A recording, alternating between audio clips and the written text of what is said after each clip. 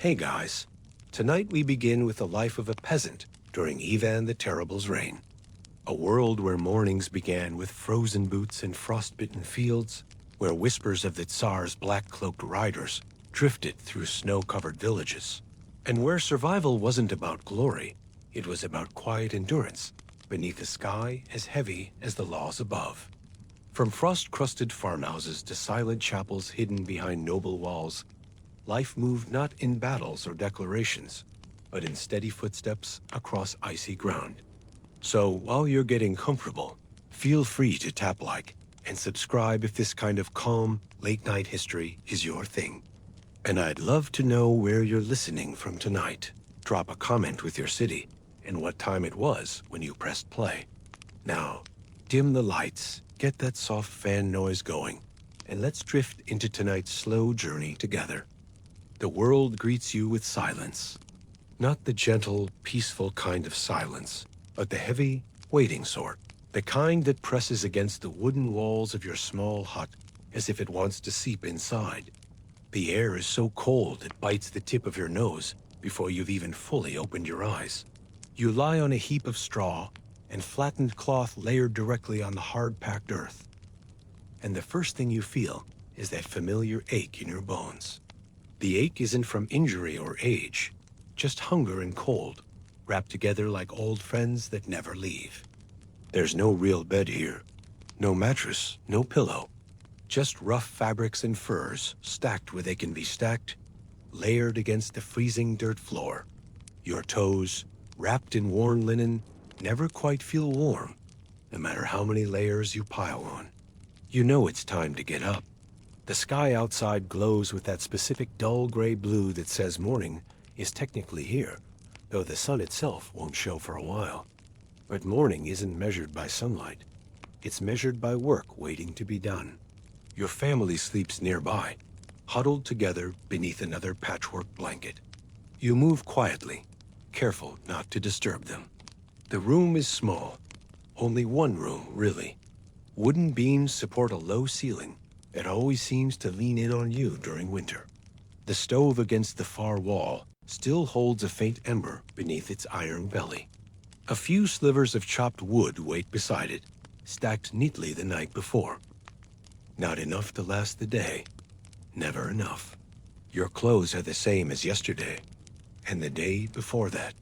A thick wool tunic, patched in too many places to count, and coarse leggings that itch against your skin. You pull them on anyway. They smell faintly of smoke, sweat, and the sharp, dry scent of frost. That smell clings to everything in this place. Your clothes, the blankets, even your hair. You tug on your boots next. The leather is cracked and worn thin at the soles, the fur lining matted from years of use. They don't keep the cold out so much as delay it.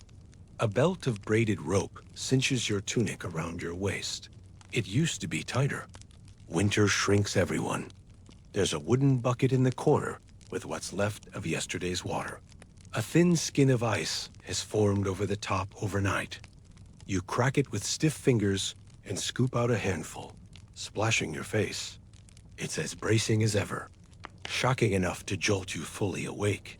There's no mirror, no need for one. You already know what you look like.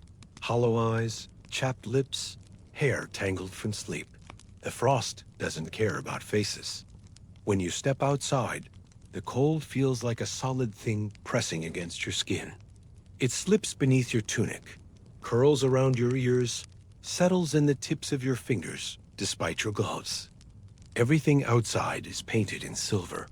The path between huts crunches beneath your boots. Layers of old snow and ice grinding underfoot. Frost clings to every wooden beam, every fence post, every crooked roof tile. Smoke curls lazily from a few distant chimneys, gray threads unraveling into the colorless sky. Your first stop is always the woodpile. What's left of it? Late winter always empties it out. The pieces now are small, knotty things, twisted logs, splintered branches. You pick up the axe leaning against the hut's wall. Its handle is smooth from years of use. You heft it with numb fingers, lining up your first swing. The blade bites into the wood with a sharp crack. The sound echoes across the frozen yard, loud in the morning stillness. You keep swinging, up, down, up, down. Each strike sends a jolt through your arms, and after a while, your shoulders begin to burn from the effort. That's a good thing. It means you're warming up. Once there's enough chopped wood stacked beside the door, you move on to the animals. Not many. A pair of goats, thin and shivering despite their fur. One of them eyes you warily as you approach. You open the pen gate with fingers stiff from the axe handle, scattering what little feed you saved up. It isn't much, handfuls of old straw mixed with ground-up seed husks. The goats bleat softly, steam rising from their nostrils. Their breath looks warmer than yours. Near the pen, a few chickens scratch at the snow-dusted yard. One isn't moving. You nudge it lightly with your boot, but there's no response. Another loss. You feel that familiar sinking weight in your stomach. Not quite grief, just the quiet arithmetic of survival. One less egg, one less scrap of meat to trade. Each small death adds up like missing stitches in a warm cloak. Eventually, there won't be enough left to hold things together. Next comes the well. You grab the bucket and head down the frozen path, boots crunching with every step. The well sits near the center of the village, a rough wooden frame built around a stone-lined hole. The rope is stiff with frost. It takes effort to turn the crank. You can feel the ice scraping against your gloves. When the bucket finally splashes into the water below, there's a dull echo like striking a bell underwater. You haul it back up slowly, muscles straining against the frozen weight. Water drips down in thin, icy trails as you carry it back to your hut, careful not to spill too much along the way. By now, more signs of life stir around the village. Thin trails of smoke. Distant voices, hoarse, tired. Someone calling out to a mule. Someone else chopping wood. It's always the same routine, morning after morning, season after season. You glance up toward the sky, looking for a hint of sun. Just that same dull, weightless gray. No real color to it. You pause for a moment before re-entering the hut, turning slowly to look across the village. There aren't many houses. Just a handful of wooden huts like your own, spaced out unevenly between fenced-in yards and half-frozen fields. Beyond that, nothing but endless white, stretching toward the dark line of the forest. And beyond that, Moscow, they say. The city where even the terrible sits on his throne. Where towers rise like frozen teeth and walls gleam in the winter sun. But that's a lifetime away. You've never seen it. Most likely, you never will. You know your place. A peasant's life doesn't come with travel or adventure. It comes with frostbitten mornings and nights spent wondering if there will be enough food to last until spring. It comes with splitting wood until your arms ache, feeding animals that may not survive the season, and waiting for the tax collectors to arrive, because they always do. You push the door open and step back inside. The air inside feels warmer now, though not by much. The stove holds a faint glow. Your family stirs beneath their blankets. It's time to wake everyone else. No one can afford to sleep late. Not when every morning is a race against cold, against hunger, against Ivan's distant, unblinking rule. By the time the sky has softened from slate gray into something closer to pale silver, you are already outside again, your feet moving steadily through the frozen mud that passes for a village road. The wooden bucket from earlier is set aside now. The animals are fed as much as they'll get. The stove is stacked with what wood you could chop. But all that's just your morning duty. Now comes the real work. The kind no one really speaks of with pride, but which fills the long days nonetheless. Walking to the Boyar's fields. Your breath hovers in front of you in steady clouds, each step crunching beneath worn boots that were never meant for distance. The path from your hut winds through other scattered homes, past low fences and the occasional sagging wooden cross marking a family grave. No flowers there, only frost. The quiet becomes a companion. You hear the thump of an axe in the distance, the call of someone coaxing a mule along a frozen road, and little else. Conversation isn't common at this hour. People are already too wrapped up in their own survival to trade words. As you pass the last row of huts, the village's border fades into open white fields and the skeletal arms of bare trees. The Boyar's estate is technically within reach of your home, but it feels like another world entirely. The main manor is hidden behind a thicket of forest and tall wooden walls. Walls you will not be entering today, nor any other day, unless something has gone terribly wrong. Instead, your path leads to the outlying fields the Boyar owns, the ones the peasants are required to work in exchange for a small strip of land they're allowed to call their own. There's no formal schedule posted anywhere, no parchment nailed to a gate with orders. You simply know. Everyone knows. It's been like this for as long as you can remember. Your parents walked this same path. Their parents before them. Walk to the fields, work until dusk, bring home what's permitted, and give the rest to the Boyar's collectors. It isn't fair. But fairness isn't really something peasants get to think about. Your hands are already stiff with cold. You flex your fingers beneath your mittens, trying to keep blood moving as your boots slip and slide over patches of packed ice. The mud beneath is frozen into ridges sharp enough to catch a toe. You don't dare fall here. The last thing anyone needs is a broken bone. There's no healer in the village. No one who'd have time to help you anyway. Ahead, the land opens up. White stretches as far as you can see, only broken by the dark wooden posts marking field boundaries. In summer, these fields grow rye and barley, thick with waving stalks. But now they lie dormant under snow and frost, a vast plain of emptiness with only thin brown stubble peeking through the ice. That doesn't mean the work stops. Even now, there's tilling to be done, brush to clear, and repairs to fences battered by winter storms. Already, a handful of others have gathered. You see them as dark shapes against the pale horizon, men and women bundled in layers of rough wool and patched linen, shoulders hunched against the wind.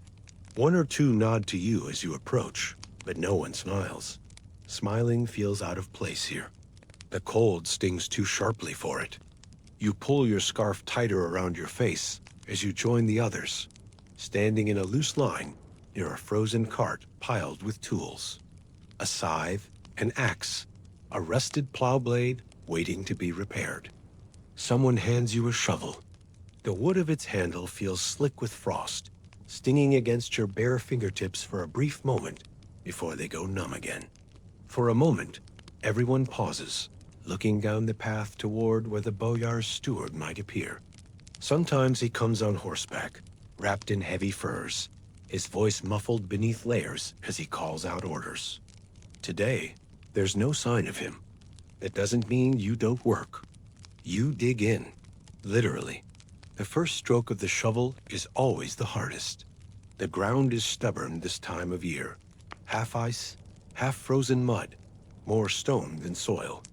Each scoop feels like trying to peel back layers of solid rock. The others around you grunt softly with the effort, breath clouding in steady rhythm. There's a strange kind of calm in it.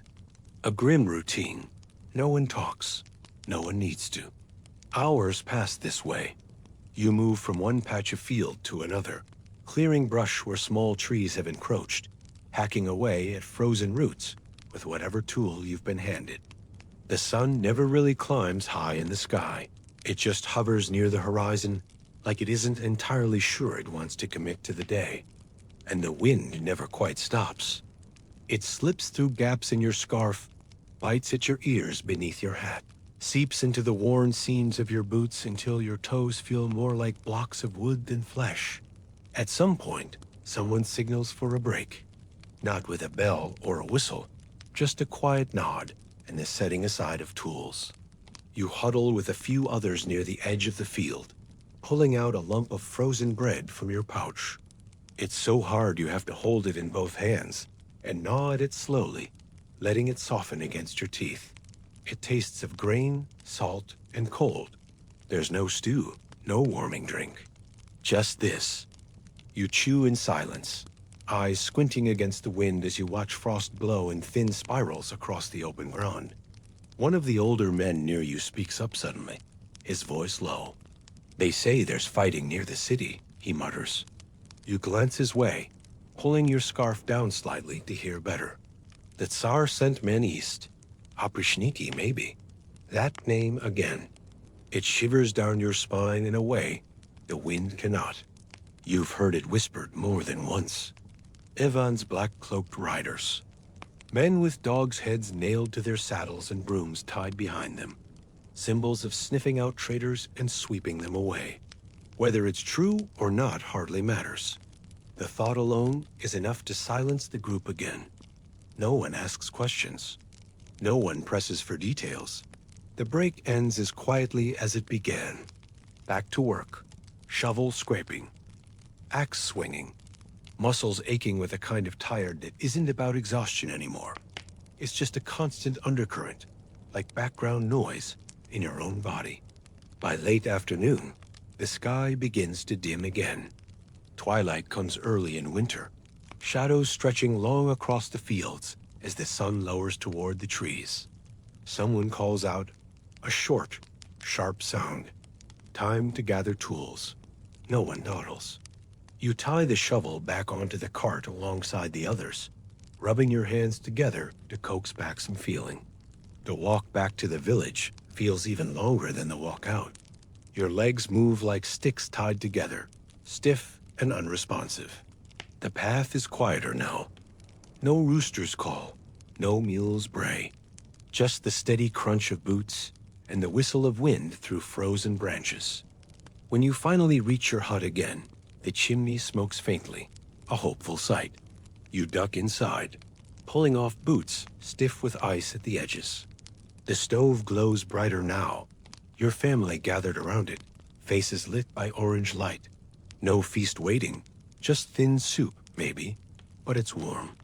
And as you settle beside the stove, stretching tired legs and working stiff fingers, there's a strange sort of peace in the exhaustion. A full day spent walking, digging, enduring. The Boyar's fields may have taken your strength, but for tonight at least, there's a fire. And that, in this world, is as much as anyone can ask. Evening settles over the village in a slow, creeping hush. The sun has vanished beyond the forests, leaving only a pale smear of color where the sky fades from slate gray to something darker, colder. By now, most of the villagers have retreated indoors, smoke from their stoves curling upward in thin ribbons that disappear into the growing night. But you linger near the doorway of your hut for a few more breaths, shoulders hunched beneath your cloak, eyes scanning the horizon out of habit more than hope. The wind carries a brittle kind of quiet now. The fields are still. The treetops sway just slightly, black outlines against the last streaks of light. There's no reason for you to stand here. And yet, something keeps you watching, listening.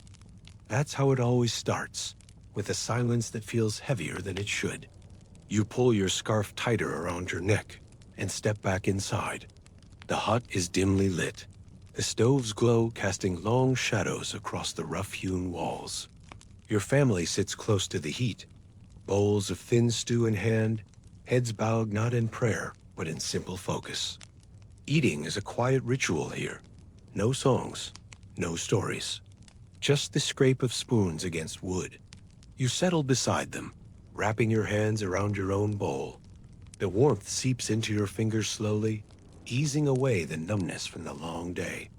The stew is more water than anything else, flavored with whatever roots and dried herbs could be scraped together, but it's hot.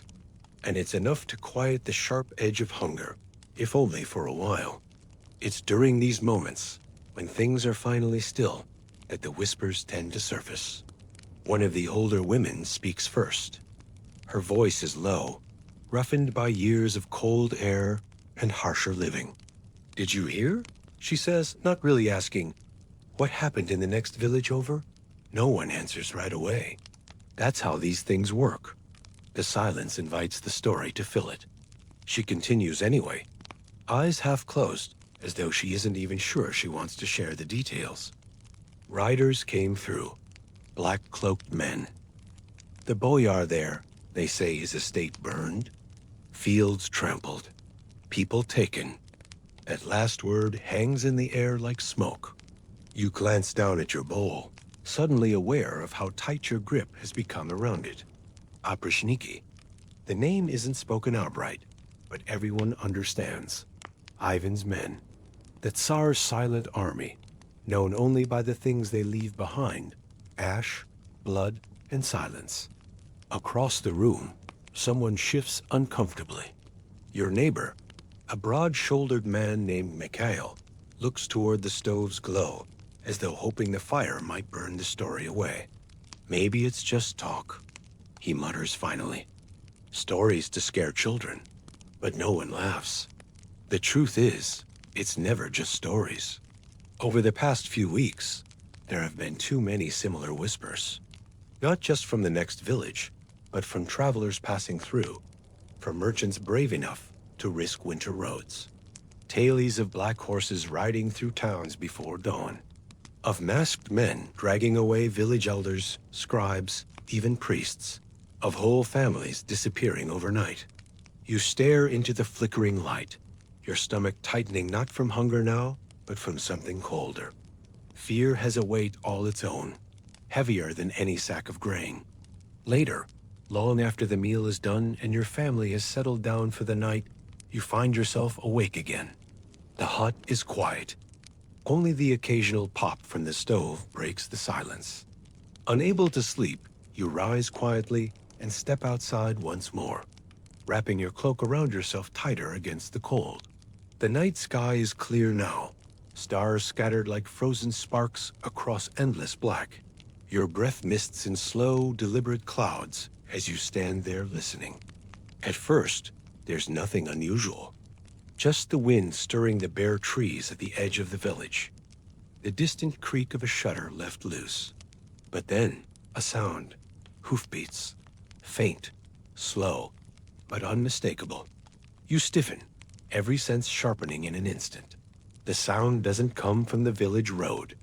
It comes from deeper in the woods, beyond the fields. Hooves striking frozen earth in a measured, deliberate rhythm. Not the hurried clatter of a courier or a farmer returning home late, but something colder, quieter. You step back into the shadows beside your hut, heart pounding in your chest. From here, half hidden, you scan the edge of the trees, looking for movement. There, a figure. No, two. Horsemen moving slowly along the tree line, their outlines dark against the snow. You can't make out faces or colors, but there's no mistaking the silhouette. Heavy cloaks, tall saddles, and what looks like the faint glint of metal at their sides. You watch as they pause briefly, one rider turning toward the village, as though studying it. The moment stretches impossibly long. Your breath catches. You don't dare move. Then, just as quietly as they came, the riders turn and vanish back into the trees, swallowed by the night. You remain frozen in place, waiting until the hoofbeats fade completely before daring to breathe again. When you finally step back inside, the warmth of the stove feels distant, almost unreal. You settle onto your straw bedding without a word, pulling the rough blanket up to your chin, listening now not to the wind or the creak of the walls, but to the heavy thudding of your own pulse. Tomorrow, maybe no one will mention the riders. Maybe they were nothing, just a trick of the night. But deep down, you know better. The Oprichnina are never just a rumor. And when they ride, villages like yours don't always get a second warning. By the time true night has folded itself across the village, the kind of black that feels heavy and close, you know there's no point in staying inside much longer. The hut is warm enough, the stove embers still glowing faintly, but sleep doesn't come easy tonight. Not with those hoofbeats still echoing faintly in your head. And you aren't the only one. A glance across the room shows others shifting beneath their blankets, eyes open, staring into the darkness. That's just how it is sometimes. When sleep refuses you, the next best thing is to walk. You pull your cloak tighter and step outside once again, boots creaking through the frosted mud. This time, you head toward the center of the village, toward the tavern. It's not much of a tavern, really. A single large room attached to the cooper's house, where the man's wife brews weak kvass in a battered iron kettle and sells it for whatever coin or trade a person can offer. The building itself leans slightly to one side, as though weary of standing through too many winters. Smoke curls from its chimney. A small, flickering light glows from within, promising warmth, however fleeting. As you approach, you hear voices. Low, grumbling, overlapping. The kind of tired sound people make when they don't know what else to do with themselves, except speak in half sentences and let the cold drink dull their edges. You push open the door. The hinges groan. Inside, the heat hits you like a slow-moving wave. Not hot, never hot, but warmer than outside by far. The room smells of wet wool, wood smoke, and something vaguely sour beneath it all. Half a dozen men and women sit clustered around rough-hewn tables. Clay cups and wooden bowls clutter the surfaces, their contents steaming faintly in the dim light from a pair of tallow candles. You step in and let the door fall shut behind you, stamping your boots lightly against the threshold to shake loose the worst of the frost. No one really looks up. A few nods of recognition, nothing more. That's how it works here. You make your way to an empty spot near the wall, pulling out the last of your copper coins, thin, worn things hardly worth their weight. The cooper's wife appears from the shadows, wiping her hands on a cloth that looks more like ice-stiffened rag than towel. She doesn't ask what you want. She simply takes the coin, disappears for a moment, and returns with a chipped clay cup filled with something steaming and bitter-smelling. Kvass, if you can call it that. Barley and rye left to ferment in half-frozen barrels. Watered down so many times, the flavor is more memory than reality. But it's warm. And tonight, that's enough. You cradle the cup between your hands and sip slowly, letting the faint heat seep through stiff fingers. Around you, conversation rises and falls in waves, half-spoken worries, tired jokes, old complaints that never quite change. Boyar's steward is late again, someone says near the center of the room. A man you recognize, a farmer from the far edge of the village, red-nosed and wide-shouldered. His voice is thick with drink already. Fields rot come spring, and he'll blame us for it. Another voice answers. This one lower, almost a growl. That's if there's a spring at all. The way things look now? You don't need him to finish the thought. Everyone here is thinking the same thing. Another hard winter. Another round of taxes. Another visit from the Tsar's collectors, or worse, his black-cloaked riders. You keep sipping your kvass, feeling its thin warmth spread from the back of your throat down into your chest. It doesn't really help, but it makes pretending easier. At the next table over, two men are playing a quiet game with wooden sticks and carved stones, tapping them gently against the table in some rhythm you don't recognize. Not gambling. No one here has enough to wager, just passing the time. The candle between them flickers every time the door opens and another gust of cold air slips in. Once, the tavern must have been livelier. You can imagine it. Singing, maybe. A proper drink. Laughter. But now? Now it's all whispers and quiet eyes, scanning the door each time it creaks open. You lean back against the wall, pulling your cloak tighter, eyes half closed as the warmth finally settles into your bones. But you don't let yourself relax fully. No one does. At one point, the cooper himself shuffles in from the back room, wiping his hands on a length of cloth as he surveys the room. His face is marked by deep lines, his beard streaked with gray.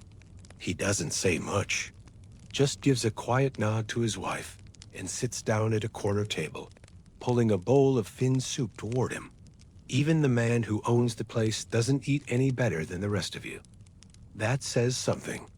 Eventually, someone dares speak the word out loud. Oprichnina. The name hangs there for a long moment, heavier than the smoke curling near the ceiling. Passed through Ustug last week, the man adds. His voice is quieter now, like he regrets mentioning it. Took 2 merchants, left the place burning. Silence follows.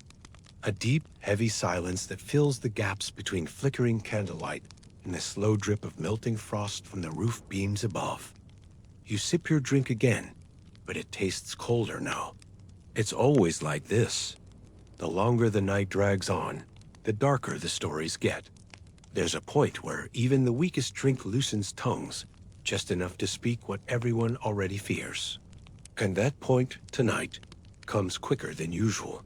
One by one, the villagers start standing up, pulling on cloaks, adjusting scarves. A quiet shuffle of feet toward the door. No goodbyes, no farewells. Just the soft scrape of wood against floor and the occasional grunt as someone braces against the cold again. You finish the last of your kvass in 2 slow swallows, set the cup down, and follow suit. The door opens ahead of you, letting in a gust of wind that makes the candles gutter dangerously low. For a moment, the entire room seems to shudder beneath it. Then the door closes, sealing the heat and the silence back inside. You step out into the frozen night. Your boots crunch against the path, hands tucked into your sleeves for warmth. Above you, the stars are sharp and cold, glittering like shards of ice scattered across black velvet.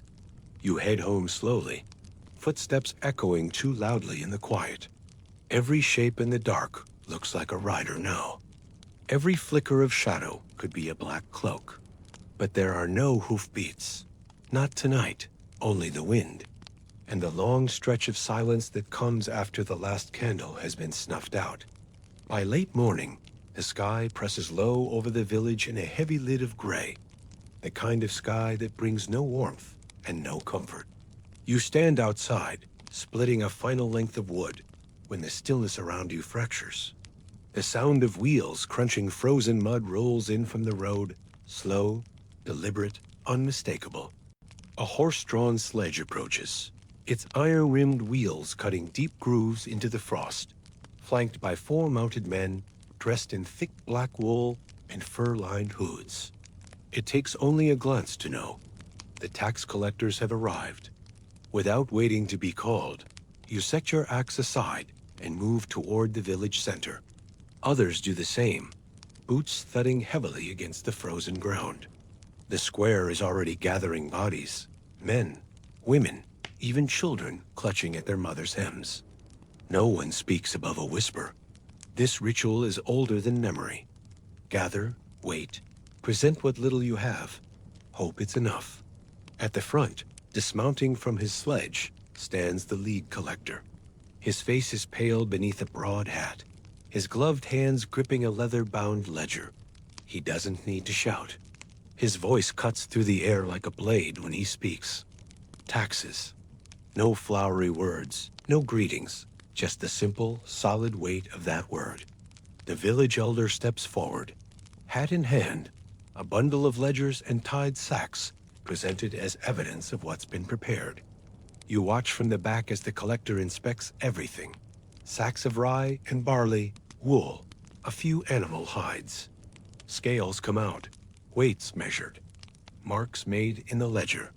The cold presses harder around your shoulders as you clutch the bundle you've brought, a small sack of barley and 2 worn hides, all you could spare. When it's your turn, you step forward without looking up. You place your bundle beside the others and step back, heart pounding in your chest like a drum. But the collector pauses, one gloved finger hovering above the ledger as his pale eyes flick toward you. His voice comes again, quieter but sharper. More. There is nothing more. You glance at the elder, but his face offers no answer. Carefully, you untie the last pouch from your belt. 2 thin copper coins, so worn The marks have nearly vanished. You lay them on the sledge's edge, feeling the weight of the entire village's gaze settle on your shoulders. The collector says nothing. He merely makes his mark in the book and turns to the next man in line. As the process drags on, the weight on everyone's face deepens. You watch a neighbor hand over one of his last goats. You see a widow tremble as she passes over a woven blanket, likely her only spare. And then, near the end of the line, comes the moment that everyone dreads. A younger man, broad-shouldered, with a raw edge to his voice, speaks too loudly. You hear him before you see him. "This is all we have," he protests. "There's nothing left." The square freezes. Even the wind seems to hold its breath. The lead collector doesn't raise his voice. He doesn't even look up, but with a single sharp gesture, two of his men move. They seize the man by both arms, pulling him forward so roughly his boots drag through the mud. There's no beating, no shouting, just a quiet, ruthless efficiency as they empty his pockets, search his cloak, strip him of any hidden coin or trade. When nothing more is found, they drop him to the ground, face down in the frost. The caravan departs as quietly as it arrived, sledge wheels creaking against the path, black-cloaked figures fading into the tree line. No farewell, no warning. Only the wind fills the silence that follows. Around you, the village slowly stirs again. People lift their bundles, adjust their cloaks, move back toward their homes as though nothing happened. The man left in the mud is helped to his feet by his wife, wordlessly.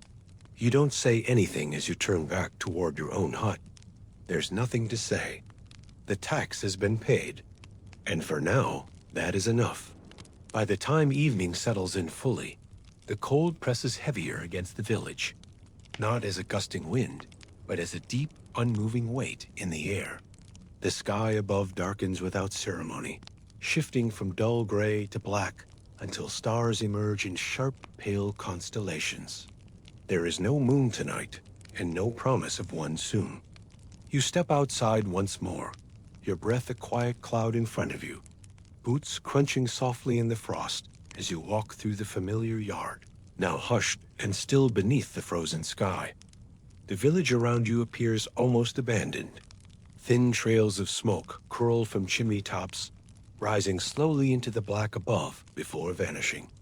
Wooden fences line the paths like brittle skeletons, snow gathered in the corners. From a distance, the entire settlement looks as though it has folded in on itself for the night, each hut sealing its own small world behind heavy wooden doors.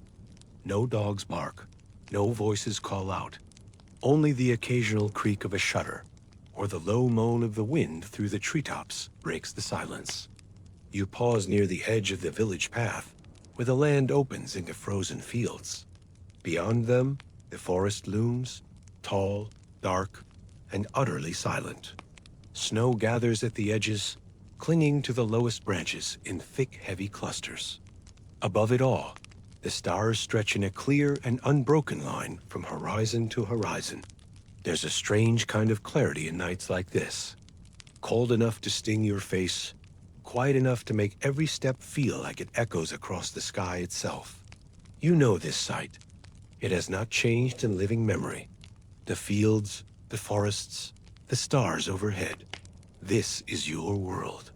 And for all its harshness, there's something in it that feels solid, predictable in its own grim way.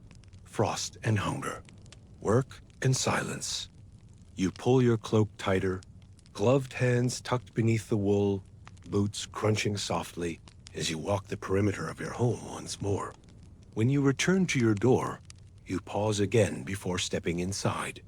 From this vantage, you can see the entire stretch of the village. Lantern light glows faintly behind shuttered windows. Chimney smoke hangs low against the frozen air.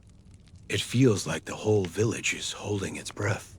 You wonder, just briefly, if somewhere beyond those stars even himself is awake, seated on some distant throne in Moscow, wrapped in velvet and fur. But that world isn't yours. It might as well be another planet. You push open the door, stepping back into warmth. The hut is dim but peaceful. The stove's glow casting quiet orange shadows along the wooden walls. Your family is already resting, bundled in cloth and fur, faces turned toward the flickering warmth. You sit beside them, pulling off your boots carefully, setting them near the stove to thaw. Your legs ache from the day's walk, your arms from splitting wood, your hands from the cold, but there's a kind of relief in the ache. It means you made it through another day. The quiet is total now, broken only by the low crackle of burning wood. You wrap yourself in a blanket and settle near the stove, leaning back until the rough wooden wall presses gently against your shoulders. Your eyes drift shut slowly. The weight of everything begins to fold in. The long march to the Boyar's fields, the whisper of black-cloaked riders in the night, the cold edge of the tax collector's voice demanding more. It all pools in the edges of your mind, stitched together like thread through rough cloth, woven into dreams. And as sleep takes you, the sky outside remains bright with stars, cold and distant. A kind of sky that watches everything without judgment or change. But even as your breathing slows, a different kind of quiet lingers just beneath the surface. A sense that while your village rests, others do not. Somewhere beyond the edge of the forest, in cities and fortresses hidden from view, darker work continues. Men in black cloaks mount silent horses. Ledgers are opened. Names are written down. Doors are knocked upon in the dead of night. And that is where we'll leave your village behind for now. From these frozen fields and quiet huts, we'll step into a different world next. A world where silence itself becomes a weapon. Where shadows move beneath the Tsar's command. When you're ready, we'll travel into the cold, secret heart of Ivan's reign, the Oprichnina, Ivan's silent army of terror. You wake before first light, not because of habit this time, but because something feels wrong.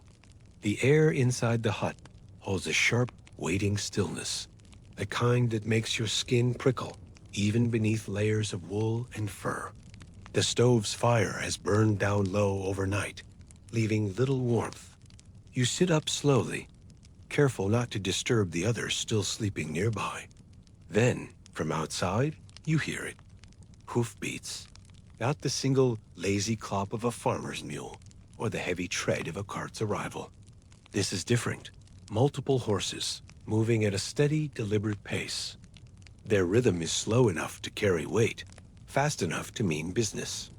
You stand, pulling on your boots and cloak with shaking hands. There's no time to waste. By the time you unlatch the door and step outside, the first light of dawn is just barely creeping over the horizon, painting the snow-covered village in a pale gray glow. And there they are, the black-cloaked riders. At least 6 of them, maybe more. Dark figures on horseback, their shapes cutting sharp outlines against the snow. Their cloaks ripple slightly in the wind, heavy fabric draped down past leather boots and gloved hands. Some carry swords strapped to their backs. Others have long staffs resting against their saddles. But all of them share one thing: complete silence. Not a word, not a call. The horses move like shadows, hooves muffled by the packed snow, circling the village perimeter with unsettling ease. You stand frozen near your door, breath held, watching as they pass. You aren't the only one awake now. Here and there, doors crack open just a sliver, eyes peeking out from behind fur-wrapped faces. Children are pulled back into homes with quick, whispered warnings. You glance toward the village elder's hut. His door is closed, no movement yet visible. But the black cloaks already know where to go. They aren't here for wandering. This isn't a tax collection. You've seen those before. Taxmen arrive with ledgers and sledges, accompanied by grim efficiency. These men carry no visible ledgers. They carry no trade goods. Only weapons and that heavy, impossible quiet. One rider pulls up near the center of the village square, dismounting with the kind of practiced grace that makes the movement feel too smooth, too easy. His boots land softly in the snow, leaving crisp impressions as he steps forward, scanning the huts like a man checking inventory. His face is shadowed beneath his hood, but even from here, you can see the glint of something metal, a badge, maybe, or a crest pinned against black wool. The sign of authority. Tsarist authority. You know what this is now. The whispers you've heard for weeks. The stories passed along in taverns and low murmurs. They weren't just stories. These are Oprichniki, Ivan's private army. The men given absolute freedom to root out treason, disloyalty, or whatever else the Tsar decides today's enemy looks like. No Boyar stands above them. No church protects against them. And no peasant survives their visit unchanged. A second rider dismounts, followed by a third. Soon, there are black figures walking between huts, boots crunching softly through frozen mud. Their hands rest on the hilts of swords, as casually as a man might hold a walking stick.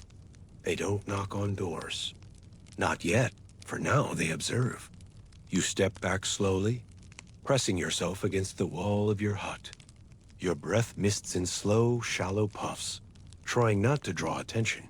You aren't sure if hiding would even help. These men aren't looking for people like you. At least, that's what you tell yourself. But it's hard to believe it as they move from house to house, peering beneath shutters, pausing near barns and storage sheds. Then, suddenly, they stop. One rider, taller than the rest, raises a gloved hand. The others pause where they stand. You follow his gaze as best you can, heart hammering. His eyes fix not on your hut, not on the elder's house, but on the small, half-collapsed storage shed near the edge of the village. It's an old structure, mostly used for storing dried firewood and surplus grain. There's nothing special about it.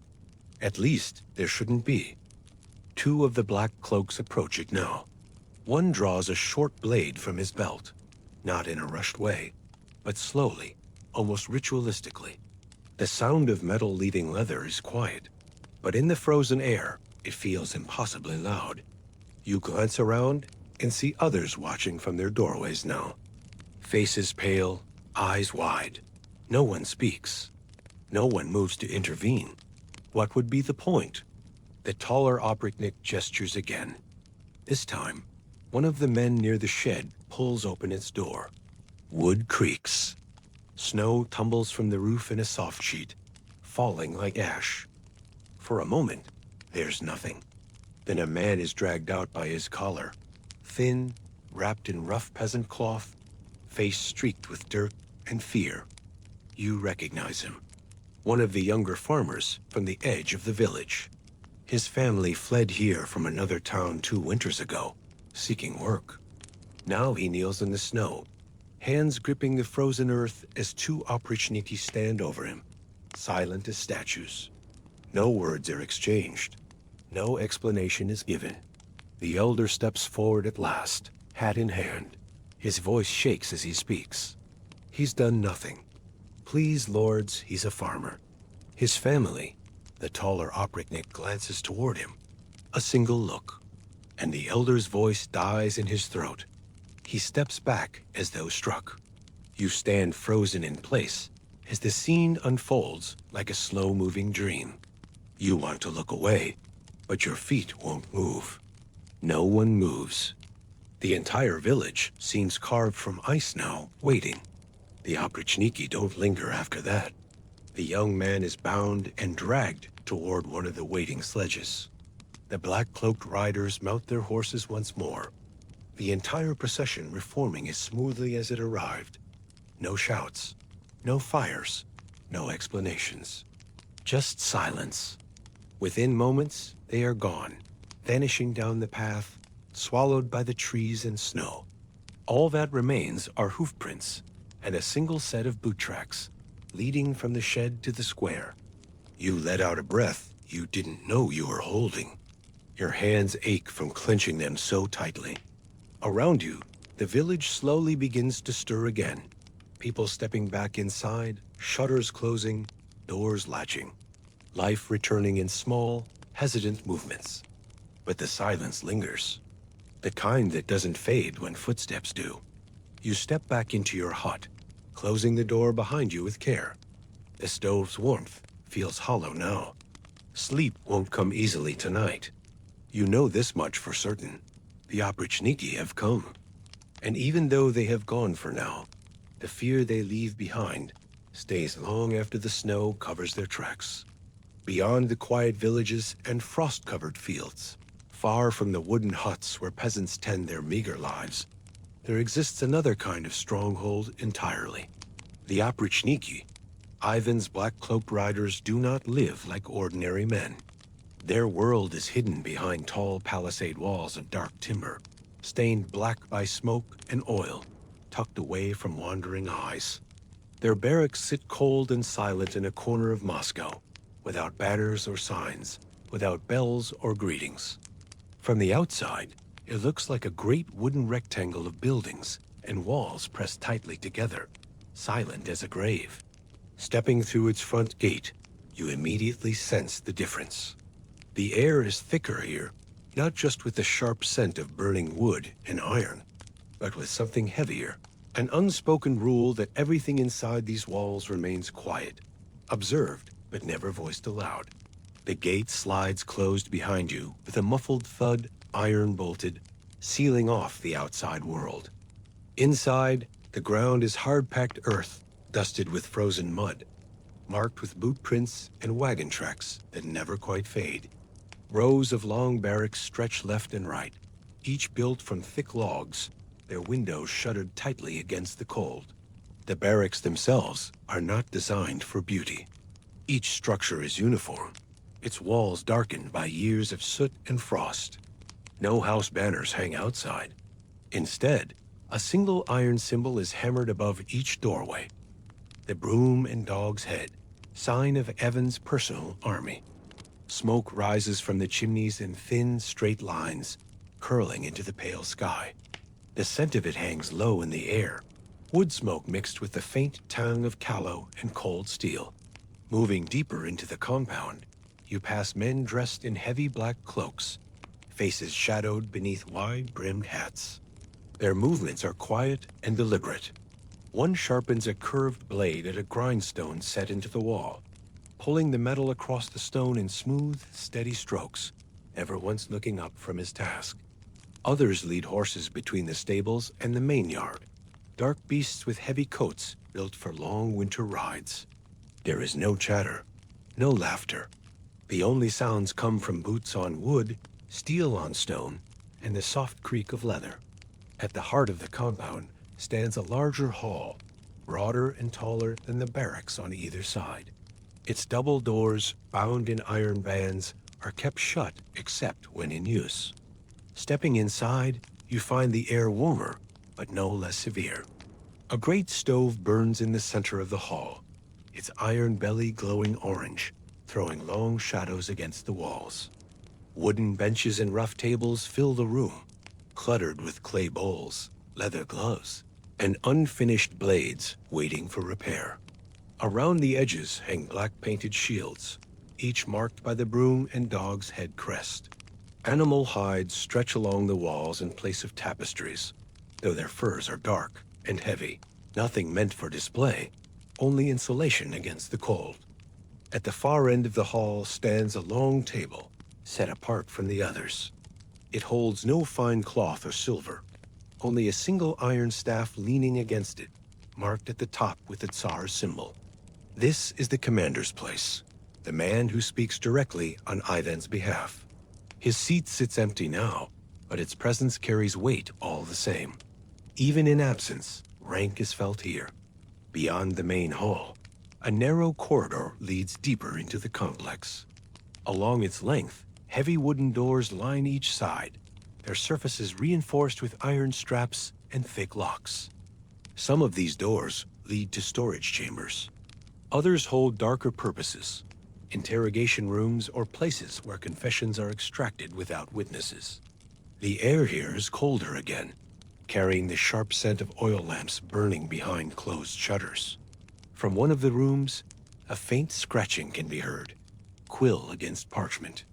Peering through an open doorway, you glimpse two Oprichniki seated at a table crowded with scrolls and ledgers.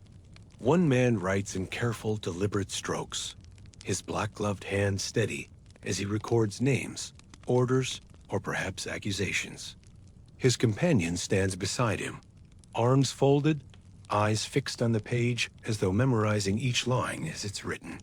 Neither man looks up. Their faces remain in shadow, their movements precise and calm, like craftsmen applying their trade. Further along the hall, a side room opens into a small private chapel. It feels out of place amid the cold efficiency of the barracks.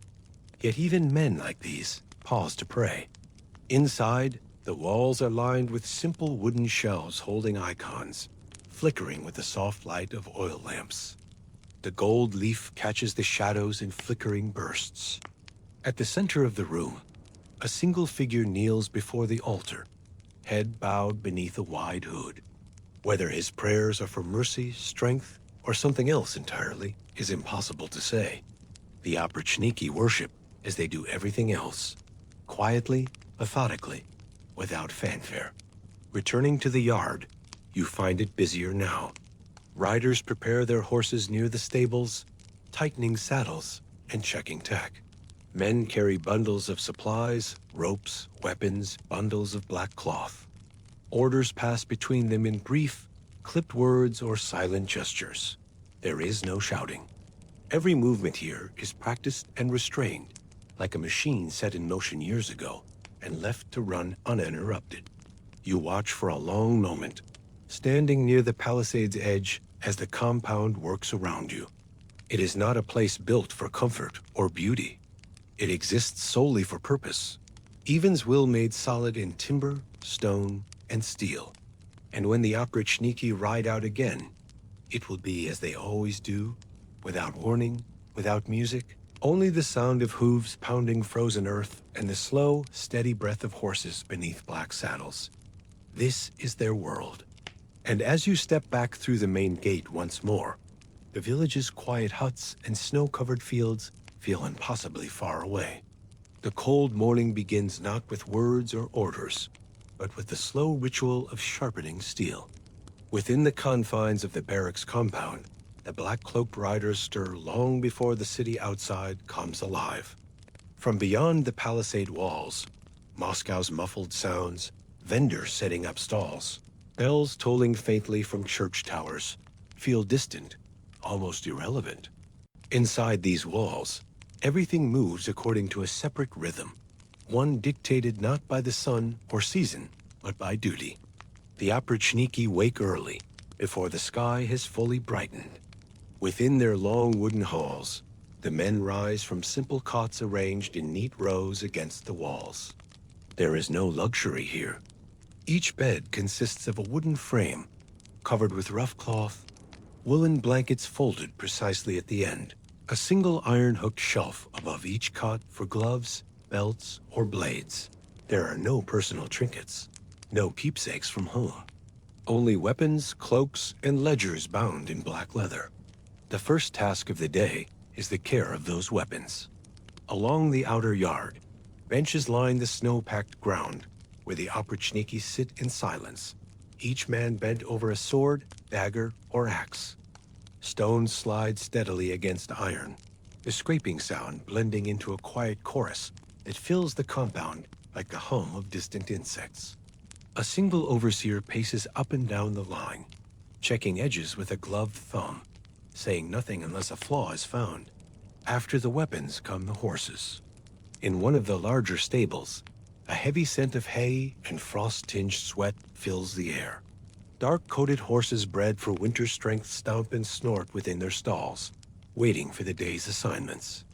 The men brush them down with stiff bristled combs, tighten saddles, oil leather straps. Care is taken with every piece of tack. An Oprichnek's horse must be as silent and reliable as its rider. Once these morning tasks are complete, the men gather in the central hall. Here, beneath the low beams darkened with soot and smoke, breakfast is served, black bread, boiled grains, salted fish when available. The food is plain, filling rather than pleasing. No music plays. Conversation is kept to murmured phrases exchanged between pairs or small groups. Jokes, when they happen, are quiet and dry, flickers of grim humor passed between men who have seen things others would not wish to imagine. The commander enters last. He is marked not by finer clothing or brighter colors, but by the iron staff he carries in his right hand. It taps against the floor with deliberate weight as he walks. When he speaks, his voice is measured and calm. Orders are distributed in clear, simple language. Today, several riders are dispatched to the eastern districts to collect new names. Others are sent to observe a Boyar, rumored to be hoarding grain. The work is not loud or dramatic. It is steady, constant. You follow one rider through his assignment for the day, moving beyond the barracks walls and into the city proper. His cloak is pulled tightly around his shoulders, the black fabric brushing against the snow-dusted cobbles as his horse moves at a steady pace. Beneath the wide brim of his hat, his face remains still, eyes scanning the streets with slow calculation. He does not ride as a man exploring or admiring Moscow. His gaze is sharper, heavier. Every merchant, every beggar, every noble in a sleigh is noted, catalogued mentally without pause. His first stop is a scribe shop near one of the market squares. Without dismounting, he waits outside as another Oprichnina steps inside, returning minutes later with a rolled document tucked beneath his arm. Names, accusations written down by hands that dare not attach their own signature. From there, the rider continues along the river's edge, passing under archways dusted with snow. He halts once near a stone church, watching as a group of nobles exits its doors, each man wrapped in furs, their guards trailing behind. The Oprichnina does not approach them. Not today. He only observes. And the nobles, for their part, keep their eyes averted. By mid-afternoon, the rider stops near a lesser-known district filled with wooden homes sloping unevenly against one another. Here, he dismounts. With deliberate care, he ties his horse to a post outside a low-walled house marked by a faded sign. A butcher's mark, though the house looks long since abandoned. He knocks once, sharp and flat. The door opens, and he steps inside. Within, a single man waits at a table cluttered with scrolls and ledgers. His clothing is fine but worn, his face lined. The conversation that takes place is not loud. No shouts, no threats, only quiet statements, questions asked and answered. At the end of it, the Oprichnina accepts a folded packet, perhaps payment, perhaps a name written on paper, and leaves without another word. By evening, the rider returns to the barracks. His horse is brushed down once again, its saddle removed and cleaned by one of the stable attendants. The Oprichnina removes his cloak with the same slow precision he applied to everything else, hanging it beside others in a neat line against the barracks wall. Dinner is served as plainly as breakfast was. Again, no music, only the occasional crackle from the stove and the faint hum of quiet voices. Men sit shoulder to shoulder, their knives glinting faintly as they cut through salted fish or black bread. There is a rhythm to it, the same every day, unmoved by winter or war. When night falls, the compound quiets once again. The Oprichniki retire to their cots. The horses stamp softly in their stalls. A single bell tolls from the watchtower, not as a warning, but as a marker of time. No prayers are said aloud. If any man asks forgiveness for what the day required, he does so in the silence behind closed shutters, beneath the faint glow of a candle, guttering in the frost-heavy dark. And so ends another day inside the barracks. No victories celebrated, no banners raised. Only quiet work carried out beneath the Tsar's command. And tomorrow, it will begin again, as it always does. Night within the barracks compound does not mean true rest. Even after the cots have been laid out and the central hall grows quiet, there are rooms deeper within the walls that never fall silent, where the work of Ivan's Oprichniki continues long after the horses have been stabled and the blades cleaned. These are not the places where men gather openly. These are the places where doors remain locked, windows are shuttered from both inside and out, and candlelight flickers low against walls darkened by age and by quieter things still. To step through one of these inner doors is to step into a world ruled by lists, names, and quiet conversations that shape entire fates. You pass through a narrow hallway, the air close and heavy, with the scent of wax, tallow smoke, and the faintest metallic tang of iron. Along one side of the corridor, scrolls and ledgers are stacked in neat, precise rows on wooden shelves. They carry no titles along their spines. Only small markings, a crest, a color, a single initial. Their contents are known only to those who work here and to the Tsar himself. At the end of the hall, a larger chamber opens, long, rectangular, lined with rough-hewn tables.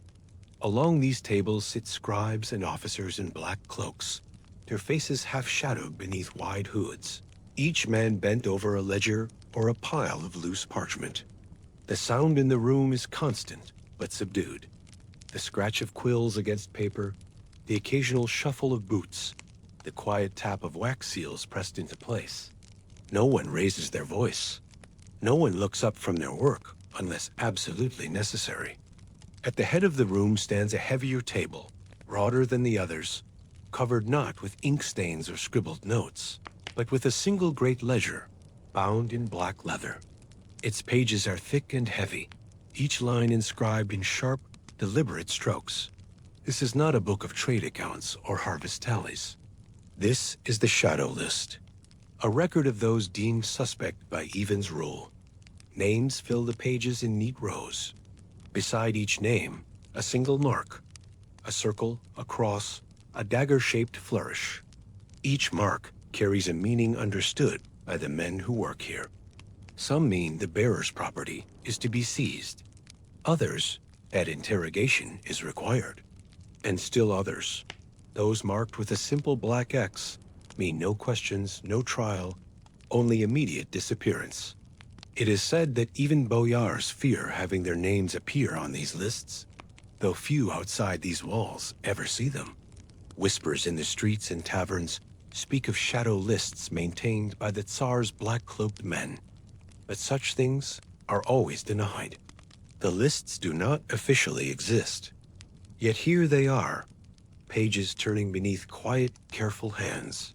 In one corner of the chamber, two officers confer in low voices over a smaller scroll. One points to a name, murmuring something too quiet to catch. The other nods once, makes a small correction with his quill, and reseals the scroll with a blob of black wax pressed beneath an iron signet. The scroll is placed into a wooden box lined with fur and iron-bound at the edges. Beyond the record hall lies another room, colder and smaller, but just as carefully guarded. This is the trial chamber. Not a court as most might imagine it, but a long, narrow space lined with benches and a single raised platform at the far end. The walls are bare, except for a single icon in the corner, a small gesture toward mercy, perhaps, though here it feels like a grim formality rather than any real hope. At the platform's center sits the presiding officer, marked again by the iron staff leaning beside his chair. He does not wear a judge's robes. He wears the same black cloak as the others, face half hidden beneath a hood. Before him stands a man, brought from one of the outer cells, hands bound, head lowered. The accused speaks only when spoken to. The questions asked are quiet, deliberate.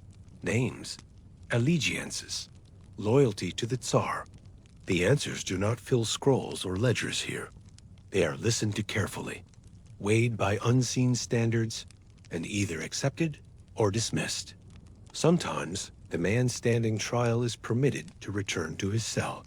Other times, he is led away through a door on the opposite side of the room, never to be seen again. There is no crowd gathered to witness it. No formal sentence declared aloud.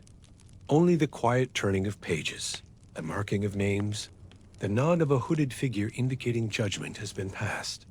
What sets these trials apart is not their cruelty, but their silence.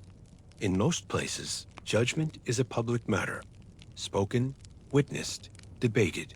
Here, everything happens behind closed walls. Even when a man is condemned, no announcement is made in the streets outside. His fate is carried out quietly, efficiently, without ceremony. It is a different kind of fear, not one born of spectacle, but of absence. Once the chamber empties for the night, the officers gather the day's scrolls, securing them in locked cabinets reinforced with iron bands. Candles are snuffed out one by one, leaving only the faintest glow from embers in the stove set against the wall. A silence deepens until even the sound of boots fades entirely. Outside, snow falls lightly over the compound once again, covering the roofs and walkways in a fresh white layer. From beyond the walls, the city of Moscow continues its life as usual. Bells toll in distant towers. Merchants close their stalls. Peasants light fires in their homes. All of them unaware that within these dark walls, names have been written down that will change the course of entire families, estates, or even entire villages. And so, the secret trials conclude for another day.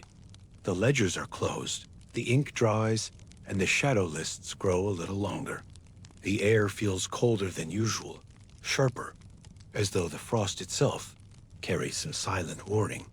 Days have passed since the black-cloaked riders visited your village, yet the sense of them lingers in every glance and half-whispered sentence. People speak less openly now. When they gather to chop wood or repair fences, there are longer pauses between words, longer silences that no one feels brave enough to fill. The Oprichniki did not return immediately, but their absence does not bring relief, only waiting. It begins quietly. No hoofbeats this time. No caravan rolling down the road. One morning, the elder's door remains closed long after the sun has risen. His house, always the first to stir, shows no signs of smoke curling from the chimney. No shutter opens. No figure appears at the threshold with his familiar walking stick. At first, you think little of it. Perhaps he rose late. Perhaps he is ill. Such things happen. But as midday approaches, unease spreads. You are not the only one to notice. A few villagers stand near the elder's hut, shoulders hunched against the cold, eyes flickering between the door and each other. Someone knocks softly, once, then again. There is no answer. A woman calls out his name. Still nothing. At last, the door is pushed open. It creaks slowly on its hinges, revealing a house untouched by morning. The hearth is cold. The bedding remains neatly arranged, as though no one slept there. The elder's boots rest by the door. His walking stick leans against the wall, exactly where it always does. It looks as if he stepped out for a moment and simply never returned. You step closer, peering inside along with the others. There are no signs of a struggle, no overturned bowls, no scattered blankets, only absence. It feels stranger that way, more deliberate. By late afternoon, the entire village knows. Whispers pass from one hut to the next, from the edge of the fields to the frozen well. The elder is gone. No one saw him leave. No one saw riders approach, but everyone understands. You've heard these stories before, in other villages, other towns. When a name appears on a list, there are no public arrests, no warnings. The man simply vanishes. The hardest part is the quiet that follows. There is no funeral to attend, no marker to set. People do not gather to mourn, because mourning someone taken by the Oprichniki carries its own risks. Instead, the village continues on as though nothing has changed, even though everything feels different now. That evening, you sit near the stove again, staring at the glowing embers while your family moves quietly around you. No one mentions the elder aloud. No one dares. Yet his absence hangs heavier than the cold air outside. Later, unable to sleep, you step out into the yard once more. The night sky stretches above in its usual sweep of black and silver. Snow falls in slow, deliberate flakes, dusting the path and the rooftops in fresh white. You walk a slow circuit around the village, past the elder's hut again.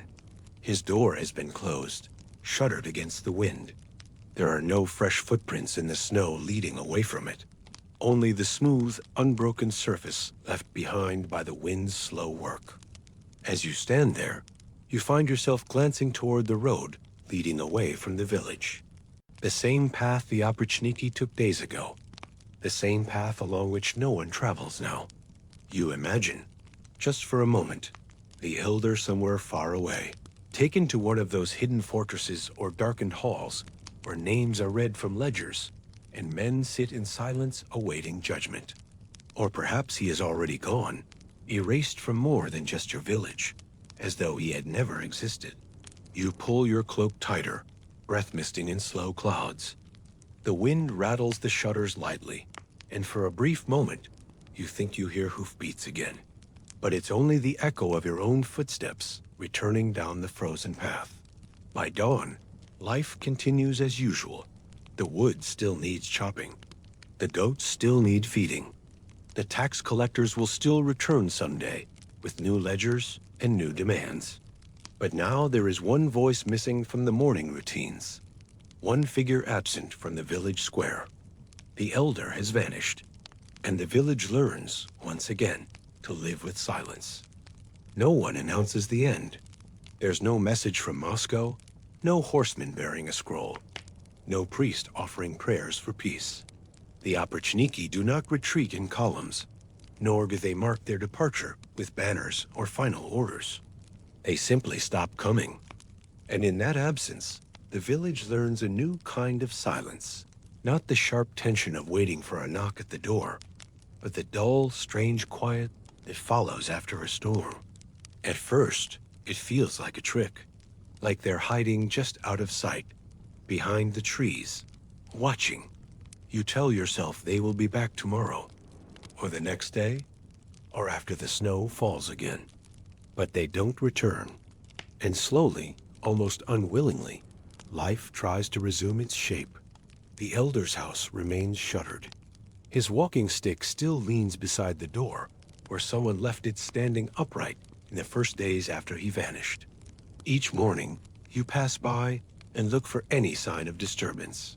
Scuffed footprints, a broken latch, a window opened from within. But nothing changes. The frost creeps further over the edges of the shutters. Soft snow piles around the doorstep, and the house seems to fade into the landscape like a forgotten piece of an older story.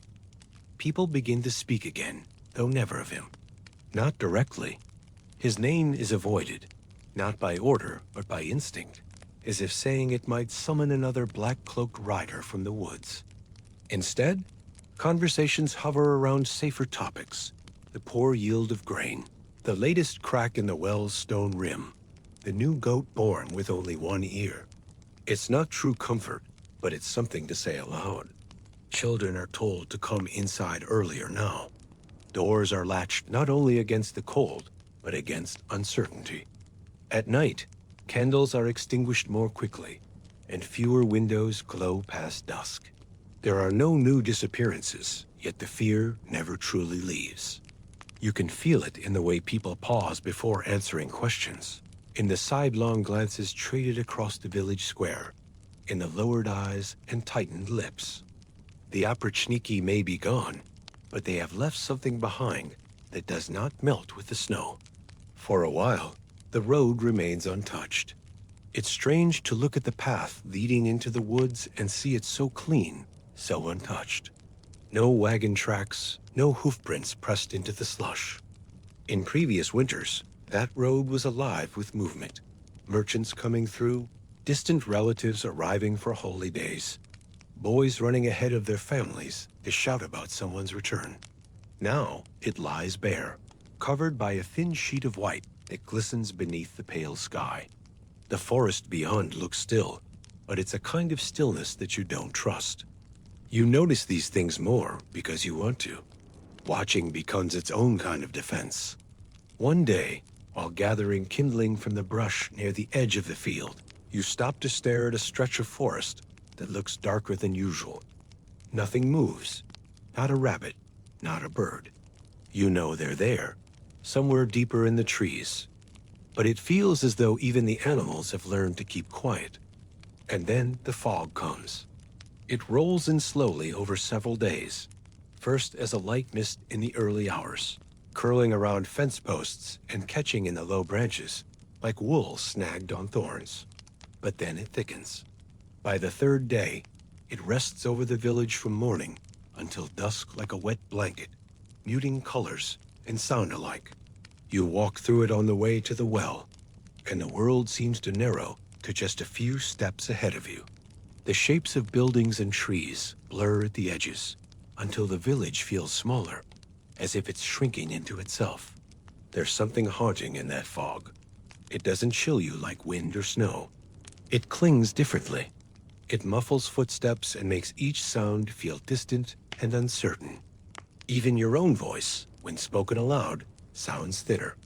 You begin to avoid unnecessary talking when you're outside.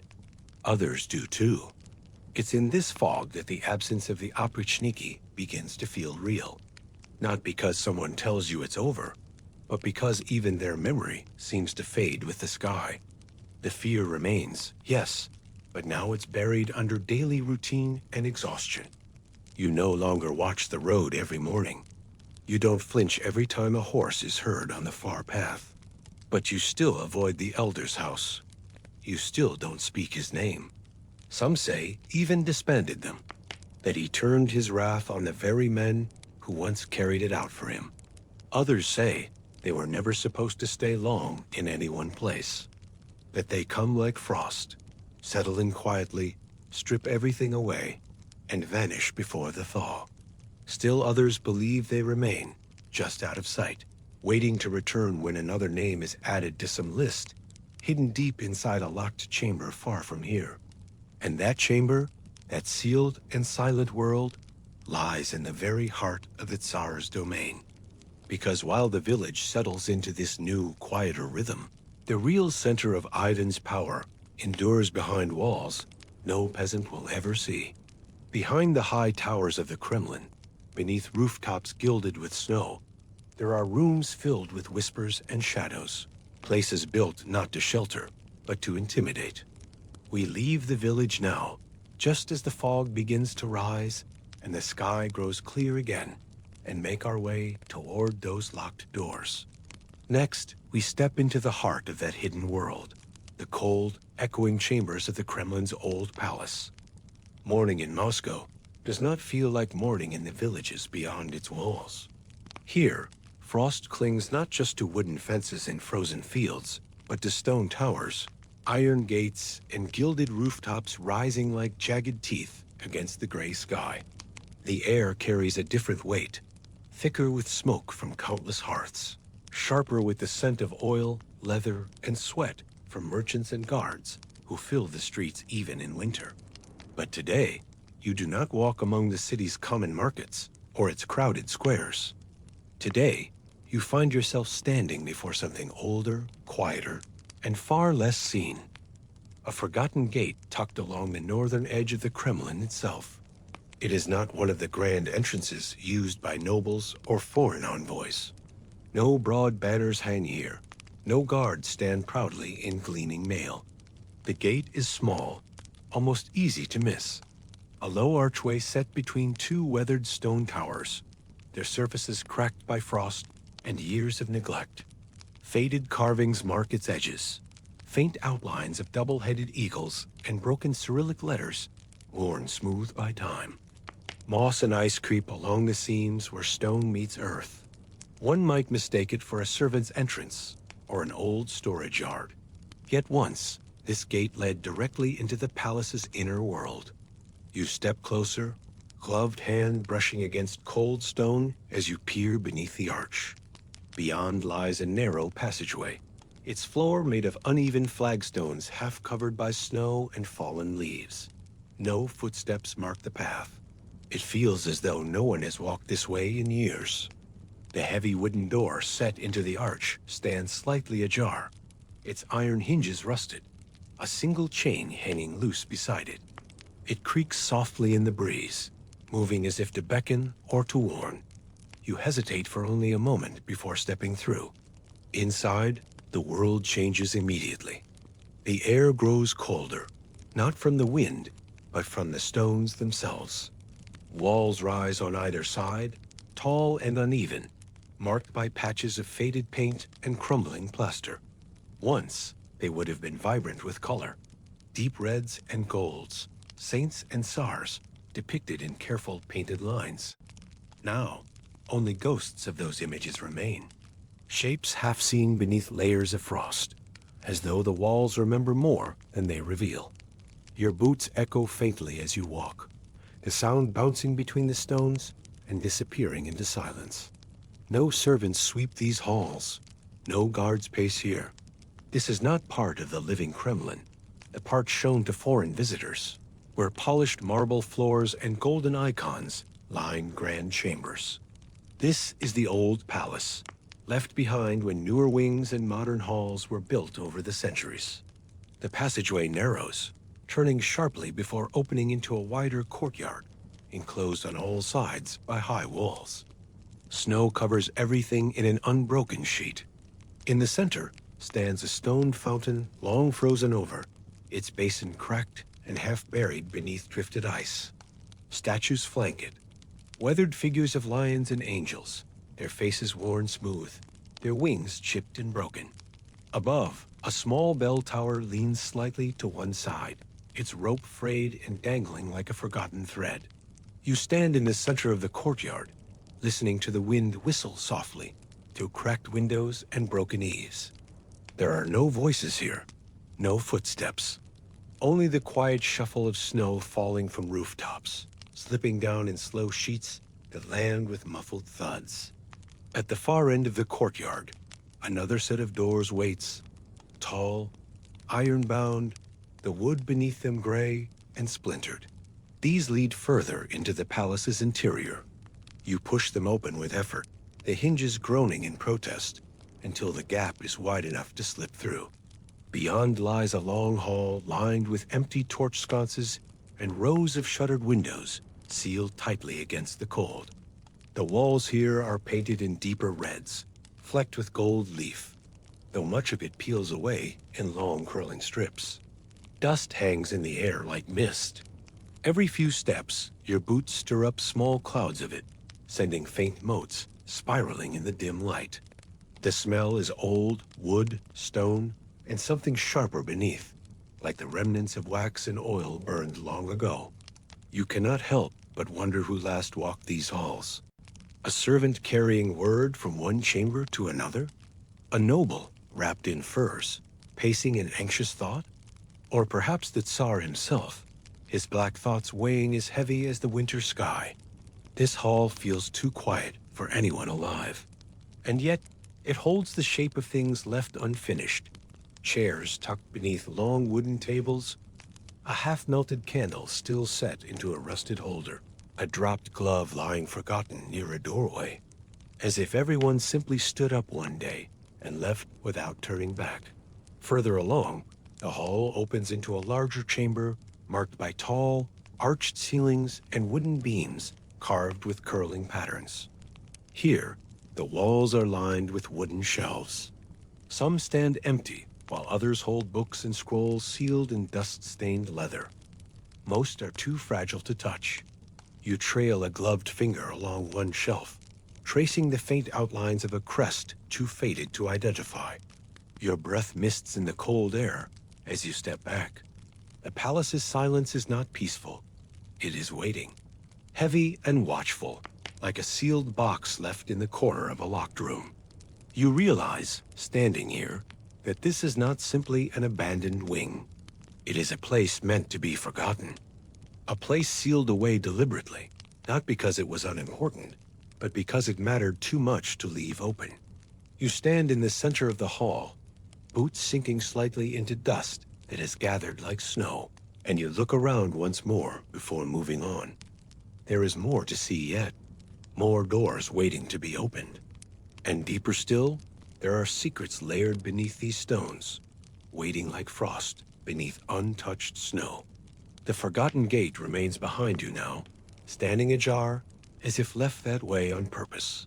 Beyond it, the noise and bustle of Moscow continue as always. But here, inside the palace's old heart, time moves differently, slower, quieter, and with each step forward, you sink a little further into the world it has hidden away. Beyond the narrow passageways and the long, empty hall where scrolls rest untouched, the palace changes shape. You move deeper into its old heart now, through a set of taller, heavier doors that open with a long, low-groan as iron hinges protest years of disuse.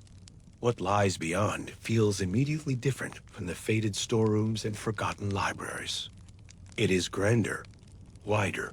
These are the gilded halls, and though they, too, have fallen silent, there is no mistaking what they once were.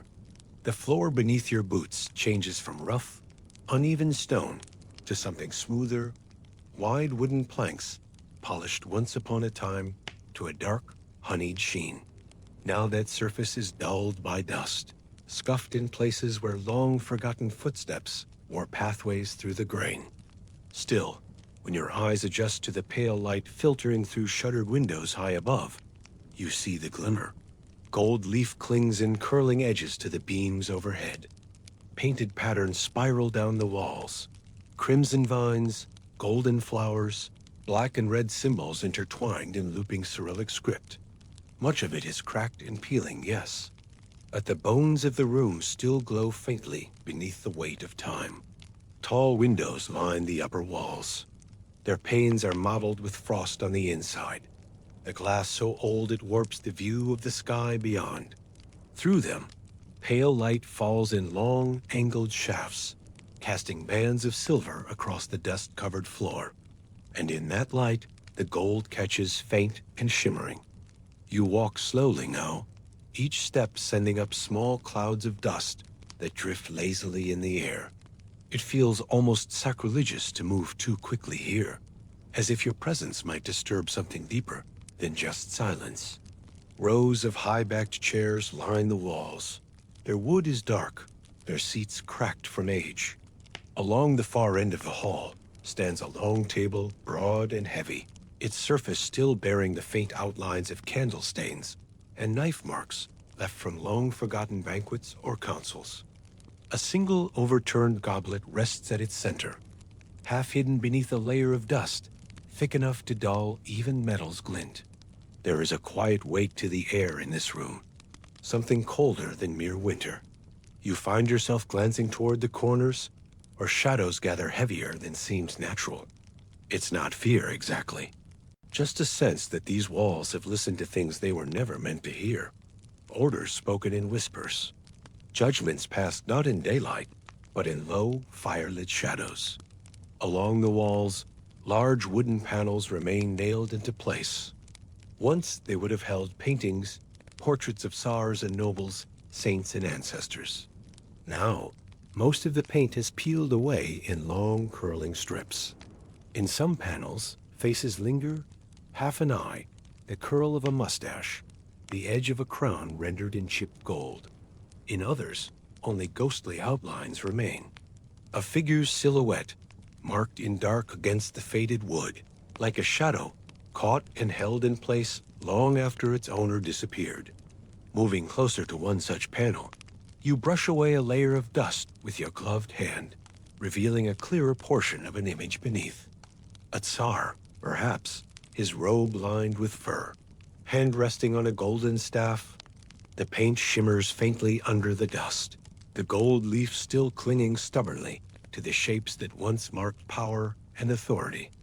You let your hand fall back to your side and step away again, boots leaving faint prints in the untouched floor. It strikes you then how much of this place feels preserved not by care, but by abandonment. No servants walk these halls to tend fires or polish wood. No one refreshes candles or sweeps the dust from under benches. And yet, nothing here has been destroyed. Nothing looted or broken. It is as if the rooms were simply sealed and left, as if whoever built them meant for them to last even in silence. Near the center of the hall, A great chandelier hangs from the ceiling. Its iron frame is thick with rust, but the gold-painted branches remain, curled like the arms of a frozen tree. Bits of crystal and glass still cling to its frame in places, glittering faintly in the cold light. You can almost imagine it lit again, flames flickering in hundreds of candles, casting rippling gold shadows along the beams and panels. Your footsteps carry you along the length of the hall, from one end to the other, the echoes rising and falling like breaths. The air grows colder the deeper in you go. There are no fires to warm this place. Only the cold breath of winter seeping through stone and wood alike, curling along the floor in quiet waves. At the far end of the hall, a set of smaller doors stands slightly ajar. Beyond them, you catch only a glimpse of what waits. More wood-paneled walls, another chamber perhaps. But for now, you pause. You rest your hand against the edge of the doorway, feeling the worn smoothness of wood, long since stripped of its varnish by time and frost alike. Behind you, the hall stretches wide and empty, a long corridor of gold and dust, of vanished voices and quiet waiting. It feels both grand and forgotten all at once, too large for silence, yet held tightly within it. You step through the doors at last, leaving the gilded hall behind. And as they creak slowly shut behind you, the faint glimmer of gold leaf and painted saints vanishes into the shadows once more. The doorway leads into a narrower hall now, colder and quieter than the grand chamber left behind. Here, the painted walls give way to bare stone. The gold leaf is gone. The chandeliers are replaced by plain iron hooks set into the ceiling beams, some still holding rusted brackets where oil lamps once hung. You feel the shift in the air immediately. The cold bites sharper. The silence feels thicker, heavier, as though this part of the palace was never meant for music or feasts, but for something quieter, something deliberately hidden from view. At the end of this stone-lined hall stands another set of doors, thick, iron-banded, marked not by decoration, but by function. Two vertical wooden planks reinforced with horizontal bars, bolted with iron rivets that show black streaks of frost around their edges. Beside the door, a simple iron latch hangs loose, yet its size and weight make it clear this isn't the kind of entrance just anyone is meant to pass through. This is the threshold of the Kremlin's hidden library. You step forward slowly, gloved fingers brushing the latch. The cold from the metal seeps instantly through wool and leather, biting your skin even through the layers. The latch lifts with a low, grinding creak. The door doesn't swing open like those in the grand hall. It shifts reluctantly, scraping against the stone floor in a long, low groan that echoes down the empty corridor behind you. When the gap is wide enough, you step through, letting the door settle back into place as though closing the lid of a long-forgotten chest. Inside, the air is different. Still cold, yes, but with another layer to it. An undercurrent of wax, old parchment, and dry wood mingled with something sharper. Oil, maybe. Ink. The room is vast, far larger than its unmarked entrance suggests. Shelves stretch from floor to ceiling, arranged in long, careful rows with narrow aisles between them. The wood is dark and heavy, the kind that holds weight not just physically, but in purpose. The shelves are filled, not with decorative volumes or books for show, but with scrolls, ledgers, bound volumes tied shut with strips of black leather. Many are sealed with wax, stamped in crimson or black, the seals still unbroken despite years of dust. Others bear no markings at all, their surfaces worn smooth with age and handling. A thin layer of frost rims some of the scrolls closest to the outer walls, proof that no fire burns here to keep the cold at bay. And perhaps that's intentional. Fire does not belong in a room like this. Too much knowledge could vanish in an instant if one spark fell in the wrong place. You walk slowly between the shelves, boots whispering against the stone floor, careful not to let your coat brush against the scrolls. Everything feels fragile here, yet not abandoned. There is no dust heavy enough to suggest true neglect, no cobwebs in the corners, as if someone still walks these aisles from time to time, tending to them in secret. Near the center of the room stands a heavy wooden desk, its surface worn smooth with age. Upon it, an open ledger lies, its pages yellowed but still legible. You step closer, peering down at the text. The handwriting is precise and sharp. Cyrillic letters carefully arranged in tight. Formal lines, names, dates, locations, some crossed through. Others underlined in black ink, so heavy it bleeds slightly into the paper fibers. This is no simple archive. It's a ledger of fates. You run a gloved finger along the edge of the page, careful not to smudge the ink. The book feels heavier than it should, as though each line adds its own weight to the binding. Beyond the desk, another row of shelves holds items that seem out of place. Not scrolls, but objects wrapped in cloth or leather. Long, narrow bundles tied with string. Small wooden boxes marked with iron locks. Single sheets of metal engraved with symbols whose meaning you can't quite place. This is not merely a library. It's a vault. You pause in front of one such bundle, resting your hand against its surface. The cloth beneath your glove feels stiff, almost brittle from age. You don't open it. Some things are better left undisturbed. At the far end of the room stands a tall cabinet, its doors secured with a chain and a heavy iron lock. You step closer, noting the symbols carved into its surface.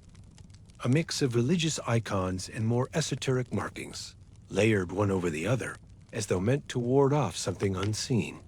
The lock itself bears no keyhole, only a solid metal plate marked with the Tsar's personal crest. Historians would say there are records in Moscow's libraries, maps and scrolls that describe campaigns, tributes, and edicts long past. But here, hidden in this silent room beneath layers of stone and silence, there are records no historian would ever be allowed to see. Forbidden knowledge. Names that never reached public lists. Deals struck in quiet shadows.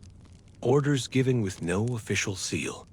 You step back from the cabinet, boots echoing faintly against the cold floor. The room feels larger now, as if its secrets stretch beyond the visible shelves, winding into the very stones that hold it upright. For a long moment, you stand in the center of the aisle, breathing slowly, letting the weight of the place settle over you like another layer of frost. The guarded library is not grand like the halls outside. It is not beautiful, but it holds power. Quiet, deliberate power, sealed away from the world beyond the Kremlin walls. And with that thought lingering in your mind, you turn slowly toward the door once more, leaving the shelves and scrolls behind as quietly as you entered. The iron latch groans as you close it again, sealing the cold silence back into its proper place. Beyond the guarded library and its sealed cabinets, the palace does not narrow. It expands as if the architecture itself unfolds into layers designed to confuse. You follow a corridor with no windows, its walls cold and blank, the air steadily growing sharper with each step. Where before there were gilded beams or painted saints, here there is only raw stone and iron. At the end of the hall, another set of tall doors waits. These are heavier, banded in iron and darker than the ones before, marked by deep-set hinges and a single iron ring worn, smoothed by countless hands. There is no inscription, no crest, only silence pressing against the wood, like breath held in waiting. You draw the iron ring back. The latch shifts with a scraping groan, and the doors swing open, not quickly, but slowly, revealing a wide circular room beyond. The air changes the moment you step through. It feels heavier, colder, yet brighter in an unnatural way. There are no windows, no torches, yet light gathers from somewhere unseen, casting silver reflections across the walls, catching in corners and alcoves where you'd expect only shadow. Then you see why. The walls themselves are mirrors, not the smooth, clear mirrors of modern palaces or noble homes, but ancient panes set in heavy wooden frames. Some are cracked. Others have lost their shine beneath frost and dust. Yet each one still catches your reflection, warped, doubled, stretched into strange shapes as though the room resists showing your face honestly. You take a slow step forward, boots thudding lightly against the stone floor, and watch as your own image multiplies with each pace. From one panel, 2 reflections. From 2, a dozen. You are surrounded by yourself now. Not quite whole, not quite true. Between the mirrors, shallow alcoves interrupt the perfect circle of the room, and within each alcove hangs a mask. The first you see is carved from lacquered wood, dark as pitch and painted with thin, curling lines of red and black. Its features are sharp, an elongated nose, arched eyebrows, lips curved in a permanent, unreadable smile. The paint has cracked in places, worn away in others, yet the mask still holds a kind of quiet power, as though whoever once wore it is still close by. You move on. The next alcove holds something different, a smooth, featureless mask of pale wood, or perhaps bone, marked only by 2 narrow slits where eyes might have looked through. Its surface gleams faintly in the strange silvery light. Further along, other masks hang in careful rows. Some are shaped like animals, wolves, hounds, or foxes with long, curling snouts and pointed ears. Others are stranger, masks with exaggerated human features, or masks painted in patterns of gold and black, red and white, each design more elaborate than the last. You begin to understand. These were not simply decorations. They were worn, not just for ceremony, but for something deeper, perhaps darker. The Oprichniki did not show their faces when carrying out Ivan's will. They became something else entirely. Reflections, shadows. And standing here, surrounded by masks and mirrors, you feel that weight pressing against your shoulders. At the far side of the room, directly opposite the entrance, stands the largest mirror of all. It stretches from floor to ceiling, framed not in wood, but iron, riveted into the stone wall. Its surface is cracked down the center, splitting your reflection in 2 uneven halves. And yet, when you stand before it, your image remains disturbingly clear, doubled, stretched, divided, yet unmistakably yours. You rest your gloved hand lightly against the iron frame, feeling the cold seeping through wool and leather alike. Your breath clouds faintly in the air, but the mirror does not fog. The glass remains perfect, untouched by warmth or frost.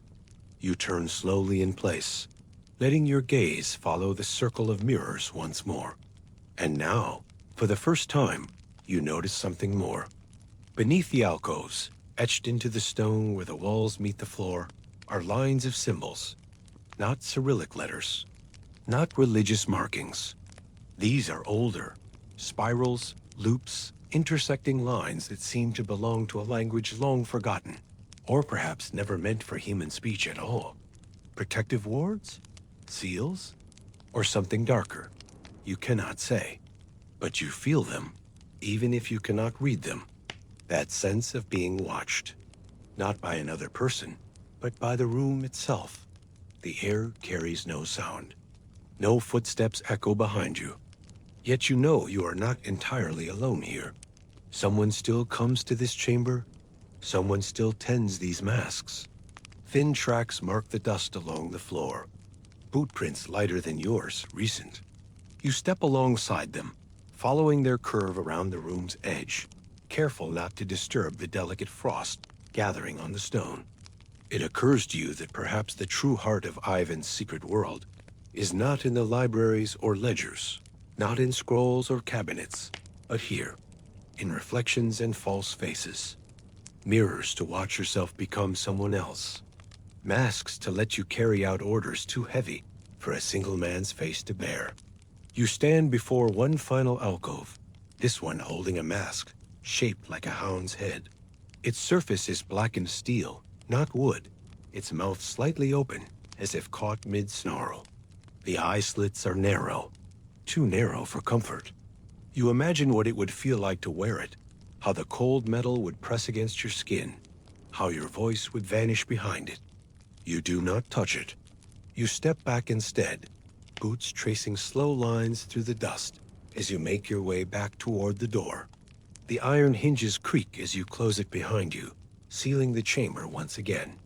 The light inside fades into darkness, and the silence returns as if nothing had ever stirred there.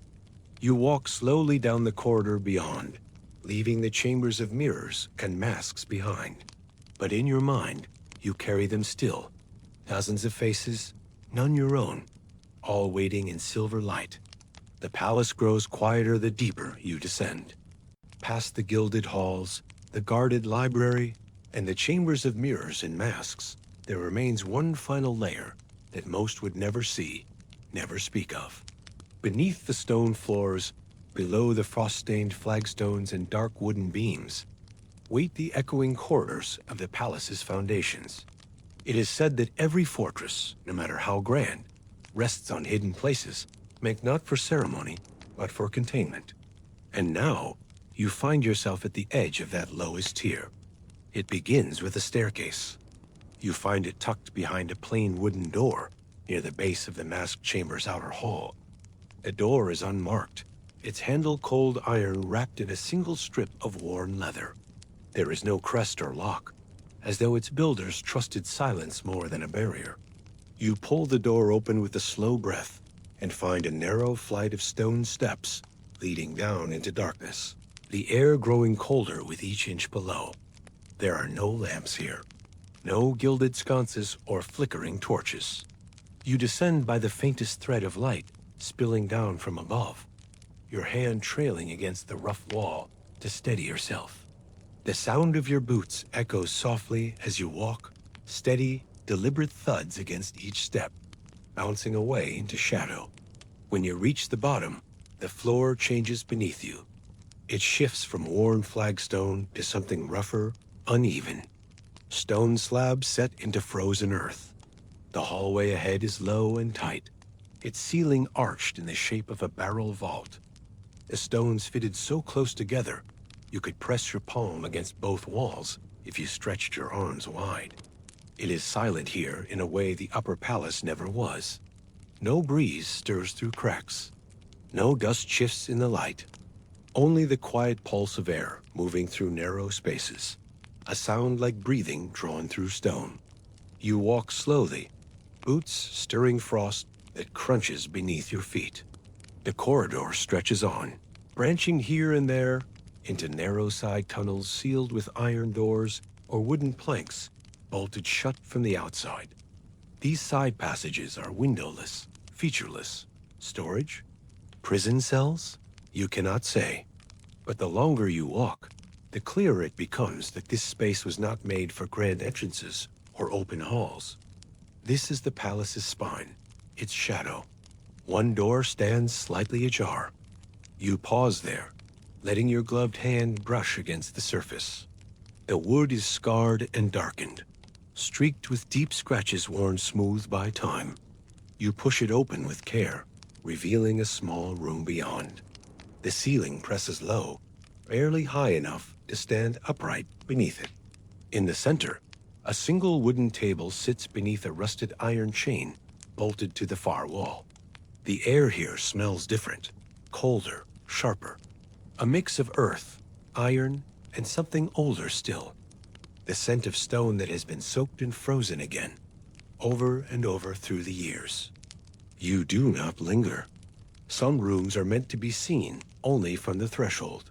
Moving on, the corridor opens at last into a larger chamber beneath the very heart of the palace. It is vast, circular, with a domed ceiling supported by thick stone pillars set in even intervals around the room's edge. The walls are rough-hewn rock, not dressed stone, marked here and there by carvings that look older than the palace above them. Simple patterns and crosses, as if someone long ago sought to mark this place as sacred, or perhaps to ward off what it once contained.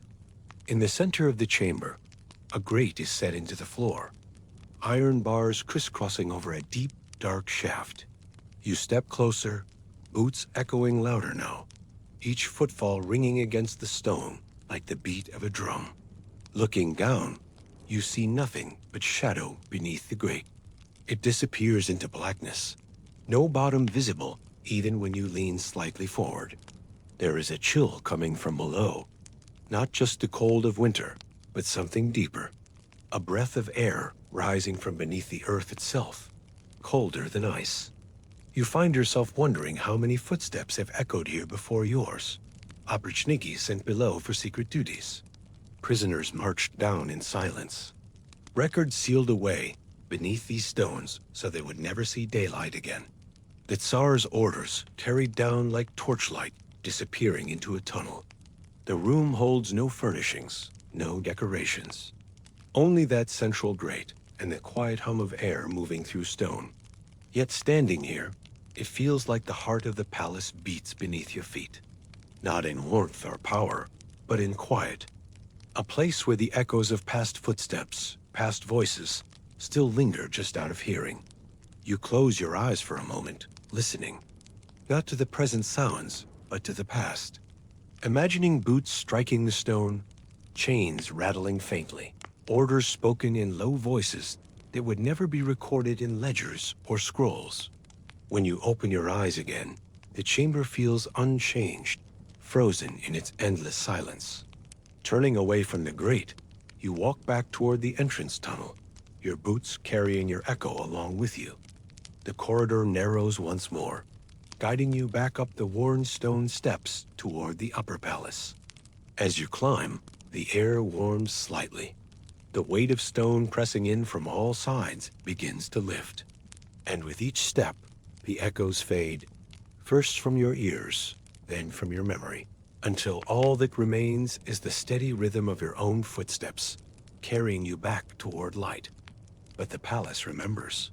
Beneath its grand halls and golden domes, beneath its masks and mirrors, the stone still holds the shape of every footfall, every whispered name.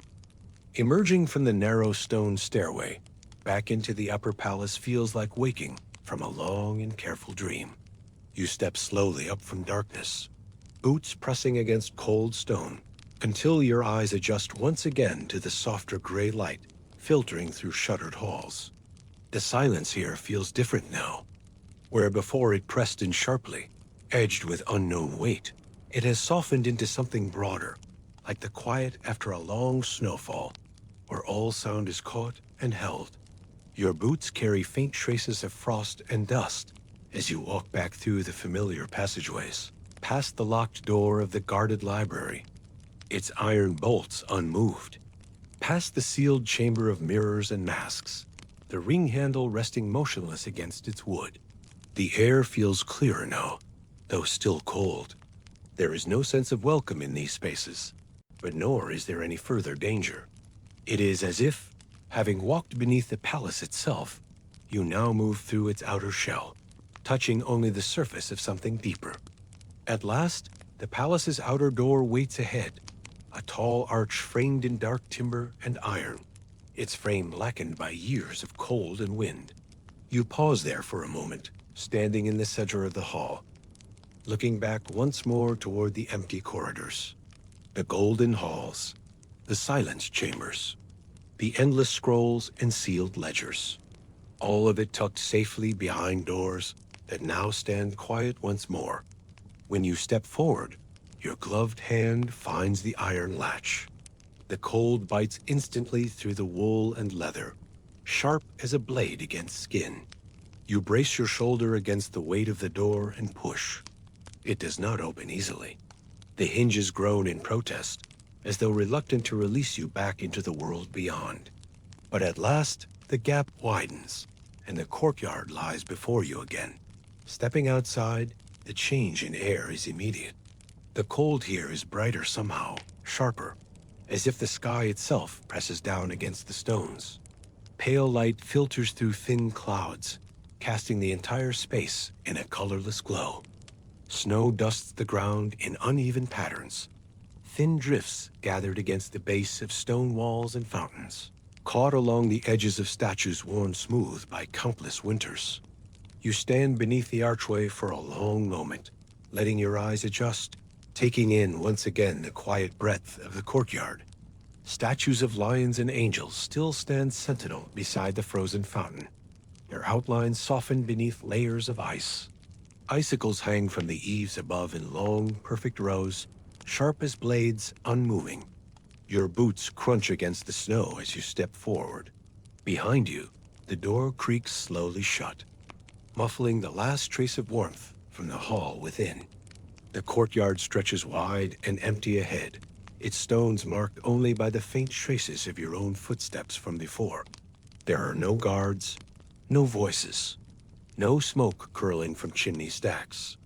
The palace seems folded in on itself now, sealed in silence, its power hidden beneath layered stone and snow. You pause near the center, just beside the fountain's cracked basin. The air feels heavier here, not warmer, but more solid, as though the weight of everything you've seen presses now not from below, but from all around. You glance toward the walls, tracing each window and shutter, each tower roof dusted white.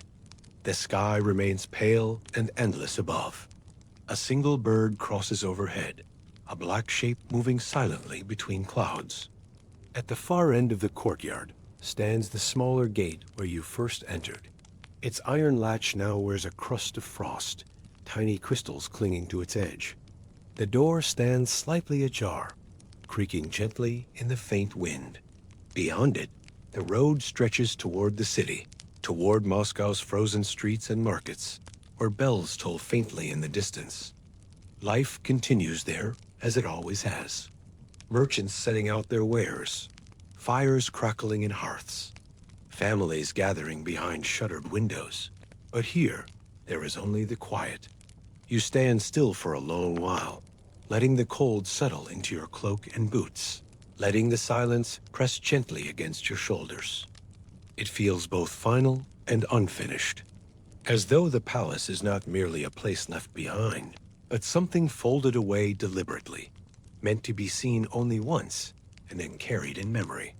The secrets you walked through, those masked chambers, those sealed scrolls, remain sealed not by accident, but by choice. At last, you turn toward the gate, your boots leaving a slow trail across the snow. Each step feels heavier than the last, not from fatigue, but from quiet weight, the quiet of places that do not expect to be walked through again. As you pass beneath the gate's archway, boots scuffing against stone, the cold wind sharpens against your face, carrying with it the faint scent of chimney smoke from the city beyond. Behind you, the gate creaks once more as it swings closed, sealing the palace away as though it had never been opened. And beyond that gate, the world expands again. Moscow's streets stretch in long, frozen lines, horses pulling sledges, merchants calling beneath breath that turns to mist, bells tolling faintly from towers gilded in frost. Life as it always was, continuing as if untouched by what rests behind those stone walls. But you know better now. You carry with you the weight of that quiet, of frozen halls and mirrored chambers, of ledgers sealed in frost. The palace is not just a place. It is a memory layered beneath stone and snow, always waiting, always watching. And now, as our journey turns again, we leave behind that icy heart of power and silence. From snow-covered courtyards and hidden chambers, we step next into a different world altogether. A world of wooden walls and creaking timbers where the power of Russia's noble families rests not in stone towers, but in private estates hidden among the forests. Ahead lies the quieter, heavier weight of old wealth and winter's reach. Next, we step into the life of a Boyar's wooden estate, where comfort and control wear gentler faces, and the cold comes not only from the sky, but from behind shuttered windows and firelit halls. The journey from Moscow to the Boyar's estate takes longer than it appears on any map, not because the roads are especially rough, though they are, but because time itself feels different once you leave the city's walls behind. Where Moscow thrums with quiet energy, markets opening before dawn, bells tolling on the hour. Out here, among the forests and fields, the world slows down. The trees close in on either side of the road. Pines and birches rise in dense rows, their trunks leaning like watchers beneath layers of ice and snow. You travel by sledge now, not a peasant's rough cart, but a finely crafted wooden frame lined with furs and drawn by two thick-coated horses. The driver sits hunched at the front, gloved hands gripping the reins loosely, guiding the horses along snow-packed paths worn smooth by centuries of use. There's no chatter. The only sound is the steady creak of wood against ice, the soft thud of hooves pressing through snow, and the occasional cry of a raven wheeling above the treetops. As you sit wrapped in heavy furs, the landscape unfolds in slow, deliberate patterns. Frost-covered trees give way to frozen fields, where lone cottages stand hunched beneath drifts of white. Smoke curls faintly from the chimneys of distant villages. Now and then, you pass a man chopping wood near the edge of a forest or a cart carrying barrels lashed tight with rope. But these signs of life are scattered, quiet. Out here, winter rules. Hours pass in this rhythm: snow, trees, fields, the creak of the sledge. The sky remains a steady sheet of gray, unbroken by sun or stars. Only when the light begins to fade into pale blue dusk does the road begin to widen. The trees thin, and then ahead, rising from the edge of a frozen clearing, the Boyar's winter manor comes into view. It appears first as a shadow, low and wide rather than tall, its silhouette spread out like a wooden beast crouched beneath the sky. As you draw closer, details emerge. The manor is built entirely of dark timber. Thick logs stacked in interlocking rows, their ends notched together with careful precision. The roof is steep and heavy, its shingles lined with snow. At each corner, carved wooden posts rise in sharp, curling shapes: wolves, eagles, and hounds frozen in mid-leap, their eyes dusted white by frost. Unlike the stone palaces of Moscow, this manor breathes with wood. Its walls bend and settle with the weight of time. Icicles hang in long rows from the eaves. Thin wisps of smoke curl from chimneys tucked beneath the roof's edge, trailing skyward in slow, deliberate lines. As your sledge pulls up before the main entrance, the driver tugs gently on the reins, bringing the horses to a stop. The snow crunches beneath the runners as they settle into place. You step down carefully, boots landing on a packed stretch of snow cleared by servants earlier that morning. The air is sharper here than in the city, cleaner, colder, carrying only the scent of pine and smoke. The manor's entrance stands before you, a wide wooden door banded in iron, its surface carved with intricate patterns, double-headed eagles, swirling lines, symbols too old for easy translation. Two small lanterns hang on either side of the door, their flames flickering behind panels of frosted glass. No guards stand watch. A boyar's estate does not require them in the same way as a city palace. Out here, the isolation is its own form of defense. You pause for a moment on the threshold, looking back over the path you just traveled. The road winds away into the forest, already half obscured by drifting snow. The horses stamp softly in place, their breath curling in pale clouds.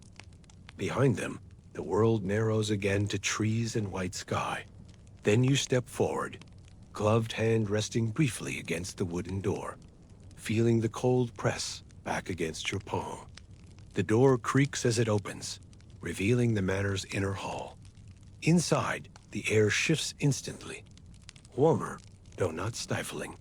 The scent of burning wood and tallow lamps fills the space, along with the faint, ever-present trace of pine sap and dry cloth. The entrance hall stretches wide and low, its ceiling supported by thick beams carved with more swirling patterns. Beneath your boots, the floor is made of worn planks dusted faintly, with snow carried in from outside. Servants move quietly through the hall, wrapped in plain woolen robes and fur-lined boots. They do not speak unless spoken to. Some carry bundles of firewood or baskets filled with preserved foods, dried mushrooms, salted fish, strings of garlic hung in loose loops. Others tend to the large stone stove set against the far wall, its belly glowing faintly orange beneath a wrought iron grate. This is not a palace of marble and gold. There are no gilded icons or mirrored halls. Yet there is richness here of a different sort. Furs piled neatly on benches, finely carved furniture lined with soft woolen cushions, tapestries dyed in deep reds and blues hung carefully along the walls. The air feels quieter, slower, but not poorer. You step further inside, your cloak trailing frost-melted snow in your wake. The door swings closed behind you with a soft, solid thud, shutting out the winter beyond. Now, the sounds around you change. The crackle of firewood, the muffled footsteps of servants, the occasional creak of wooden beams settling gently into place. A boyar's manor does not bustle like a city palace. Life here moves according to the seasons, shaped by winter's weight and rhythm. Meals are cooked in great iron pots. Walls are kept warm by layered cloth and animal skins. Days stretch slowly, measured by the sun's slow arc and the steady pulse of cold air moving through cracks in the wood. As you stand in the entrance hall, the stillness of it all settles around you. Outside, the forest presses close against the estate. Snow drifts in soft curves across the fields beyond. Inside, the quiet hum of life carries on, steady, deliberate, unhurried. And so, your journey shifts once more. From Moscow's stone towers to this wooden hall, from silent courtyards to creaking timbers.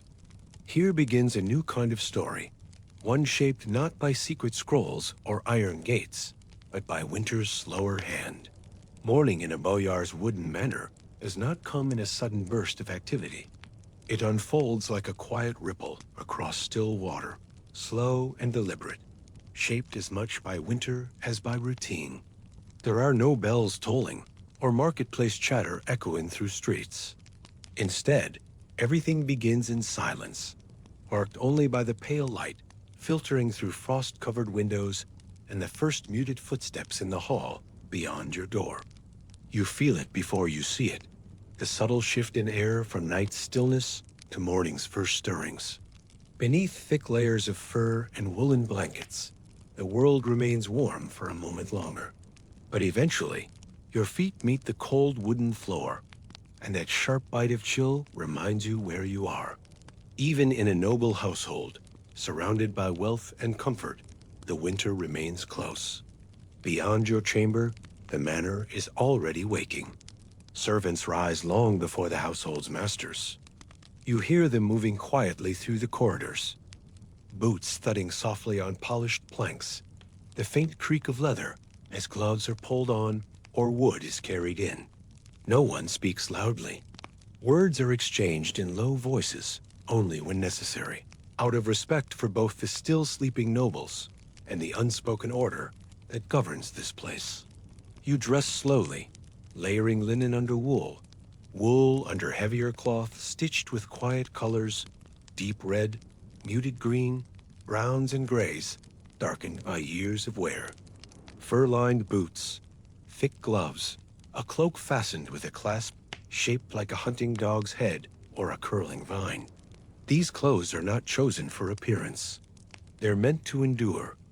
Through frost, through snow, through long mornings where the sun barely rises. When you step into the hall, the cold air presses gently against your face, softened now by the steady heat radiating from the central stove. It anchors the manor like a slow-beating heart, its stone surface glowing faintly orange behind iron grates. Servants tend it in turns, feeding it split logs carried from outer sheds.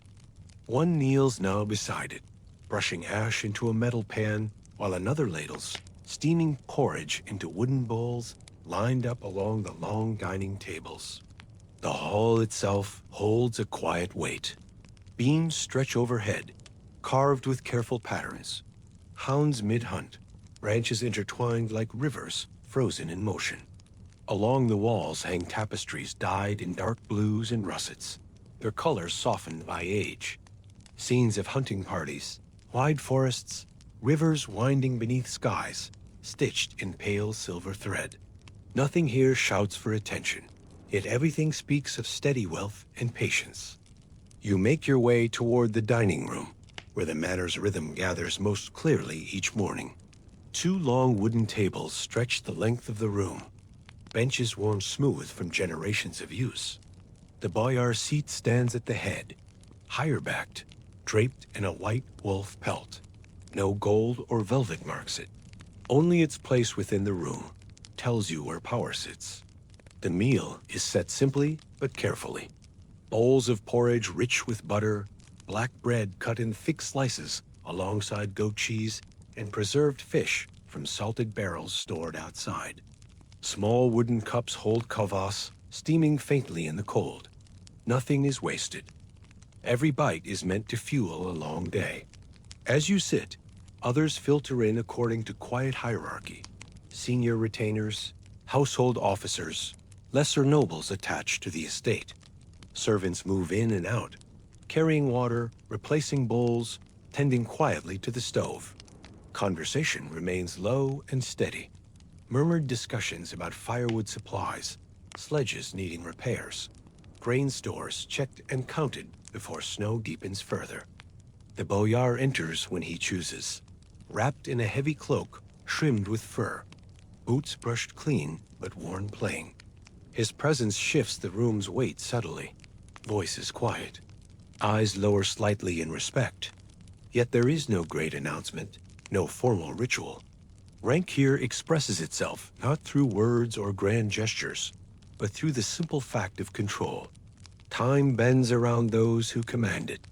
Once the meal finishes, the flow of the household does not end abruptly.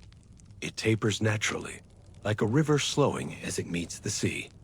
You rise slowly, brushing crumbs from gloved hands, and step out into the courtyard. The cold sharpens at once. The estate stretches wide and pale beneath a sky that holds no strong color. Snow blankets everything in soft layers. Sheds arranged in careful rows, sledges lined beneath wooden overhangs, smoke curling from the bathhouse chimney in slow ribbons. The horses stamp gently in the stable yard, steam rising from their backs as stable hands brush them down, check harnesses, tighten straps. The sky above remains a flat sheet of gray, sun no more than a suggestion behind drifting clouds. Time moves differently here. It is not measured by hours, but by the slow rhythm of tasks. Chopping wood, mending sled runners, checking leather harnesses. 1 hour folds into the next with the steady patience of winter. You stand beneath the eaves, watching as the household's full routine unfolds around you. Servants moving between sheds, grain checked and rechecked, horses fed again, sledges inspected. Everything happens according to quiet rules.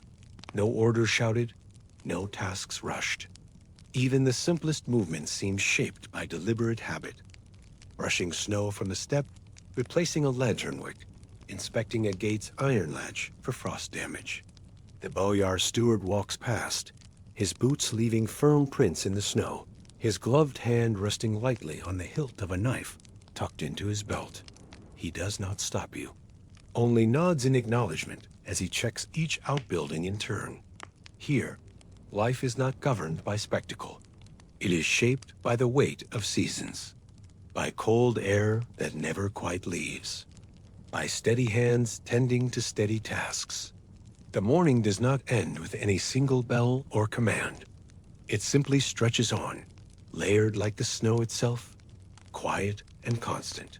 And as you stand there, cloak wrapped tight, boots planted firmly in clean white drifts, you feel it settle into your own breath.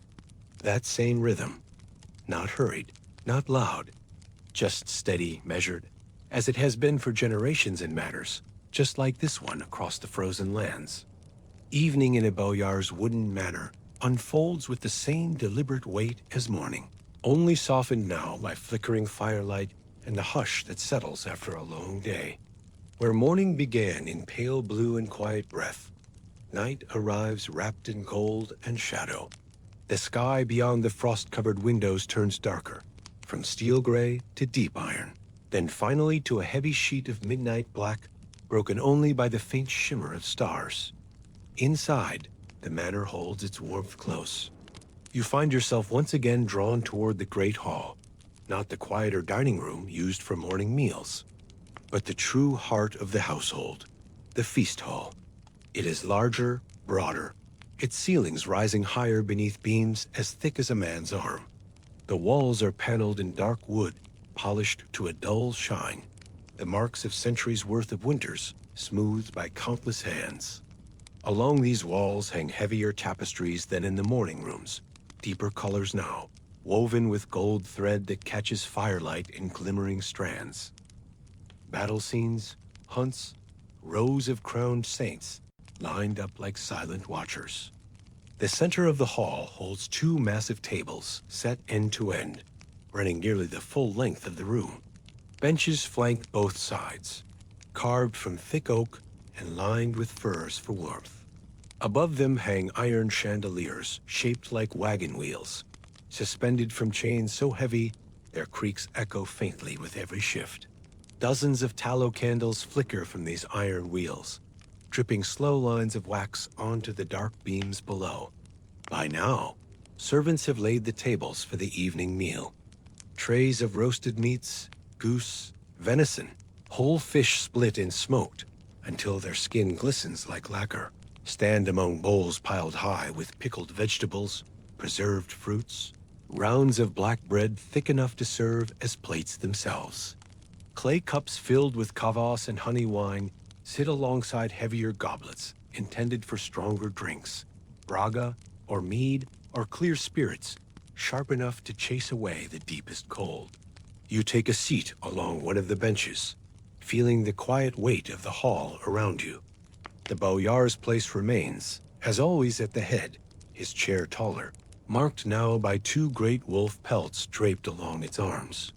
But unlike the quiet formality of morning, there is a subtle shift in tone here. Even the noble household allows for certain freedoms when night settles in fully and the last work of the day is done. The Boyar arrives not in silence, but accompanied now by quiet conversation.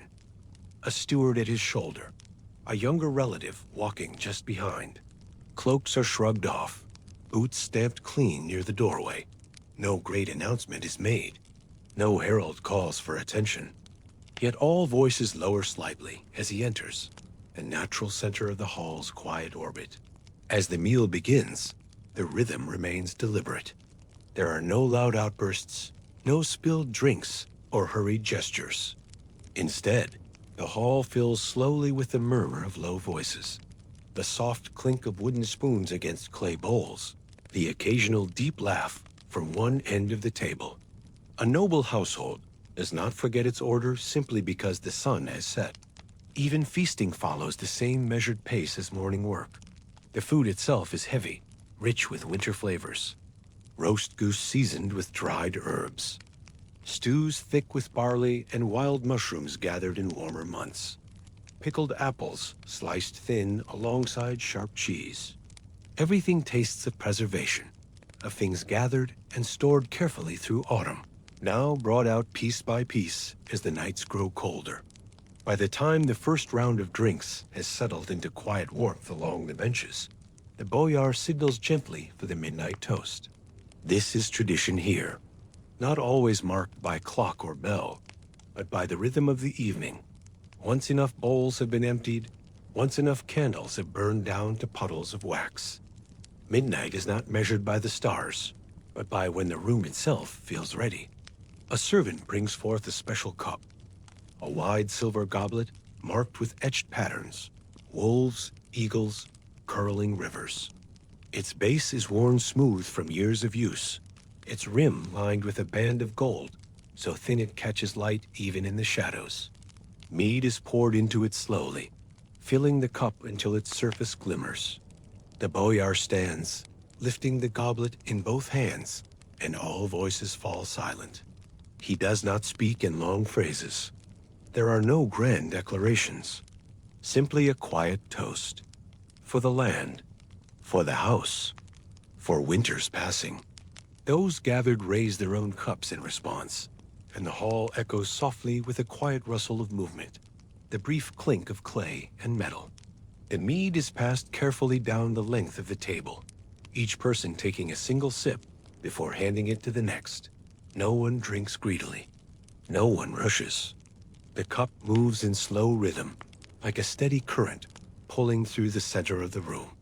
When at last it returns to the Boyar's hand, the goblet is set gently upon the table, its rim glimmering faintly in the candlelight.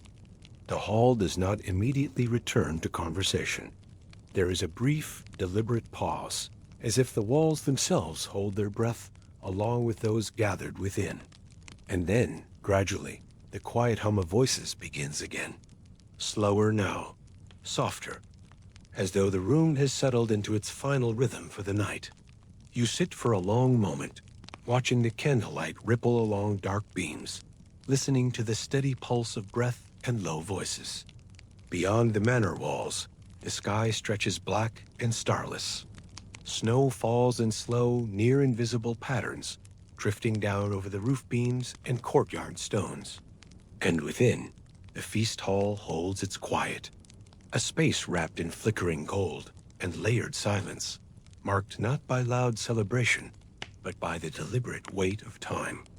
While the Boyar's family and honored guests sit beneath the warm glow of candlelight, savoring stews rich with venison and raising silver goblets to quiet toasts, there is another rhythm unfolding in the manor, one that moves just beyond the reach of the feast hall's flickering shadows. You notice it if you look toward the hall's edges, if you listen closely during a pause in conversation. The whisper of footsteps along wooden floors, the creak of doors opening quietly, the muted clink of dishes carried away. This is the world of the servants, moving like a second heartbeat beneath a noble household's measured calm. You step from the feast hall into the hallway again, boots pressing softly into floors, worn smooth by countless quiet steps. Here, away from the chandeliers and carved benches, the air is cooler. Lamps hung along the walls burn lower, casting a gentler light that leaves more in shadow than it reveals. Beyond the main corridor, a narrower passage turns sharply, leading into the servants' wing of the estate, a space few nobles ever bother to notice. The servants' quarters are not grand. The walls are paneled in plain wood, without tapestries or gilded carving. Rooms here are smaller, ceilings lower, designed not for comfort, but for function. Thin mattresses laid along wooden frames. Blankets folded carefully at the foot of each bed. Wooden shelves stacked with woolen gloves, spare boots, simple tools. At first glance, it might feel sparse. But there's a quiet care to how everything is placed. Boots arranged in pairs by the door, firewood stacked neatly beside smaller stoves, bundles of dried herbs hanging from pegs near the ceiling for flavoring stews and staving off winter illnesses. You pause in the central hallway of the servants' wing, listening. A group of kitchen workers moves past, carrying empty platters back toward the kitchens. Their footsteps are soft, their faces half hidden by woolen scarves and linen head coverings. They speak in low tones, never loud enough to carry beyond their own space. Here, hierarchy exists just as clearly as in the Boyar's hall, only arranged by skill and task rather than bloodline or title. There is the cook, of course, a stout woman with sleeves rolled high and cheeks flushed from standing near the stove all day. Her word is law in the kitchen. Then the steward's assistants, moving between storerooms and ledgers, counting supplies by lamplight long after others have gone to bed. Stable hands who tend to horses before dawn and after midnight. Woodcutters who split logs even on days when frost bites hard enough to crack planks. Their lives unfold in quiet loops, rarely seen, never announced. You make your way toward the kitchens next, a long, low room set apart from the main hall by two thick wooden doors, always left slightly ajar for warmth. The smell hits you first, Wood smoke, salt, roasted meats, and the constant undercurrent of yeast and rising bread. The kitchen is alive even now, long after the feast has been served. Pots are scrubbed with wire brushes dipped in ash and hot water. Knives are wiped clean and set back on racks. Dough is folded over for tomorrow's loaves. At one table, 2 servants work by lamplight, rolling small dumplings filled with preserved mushrooms and herbs. Their fingers move quickly, practiced, and sure, though neither speaks as they work.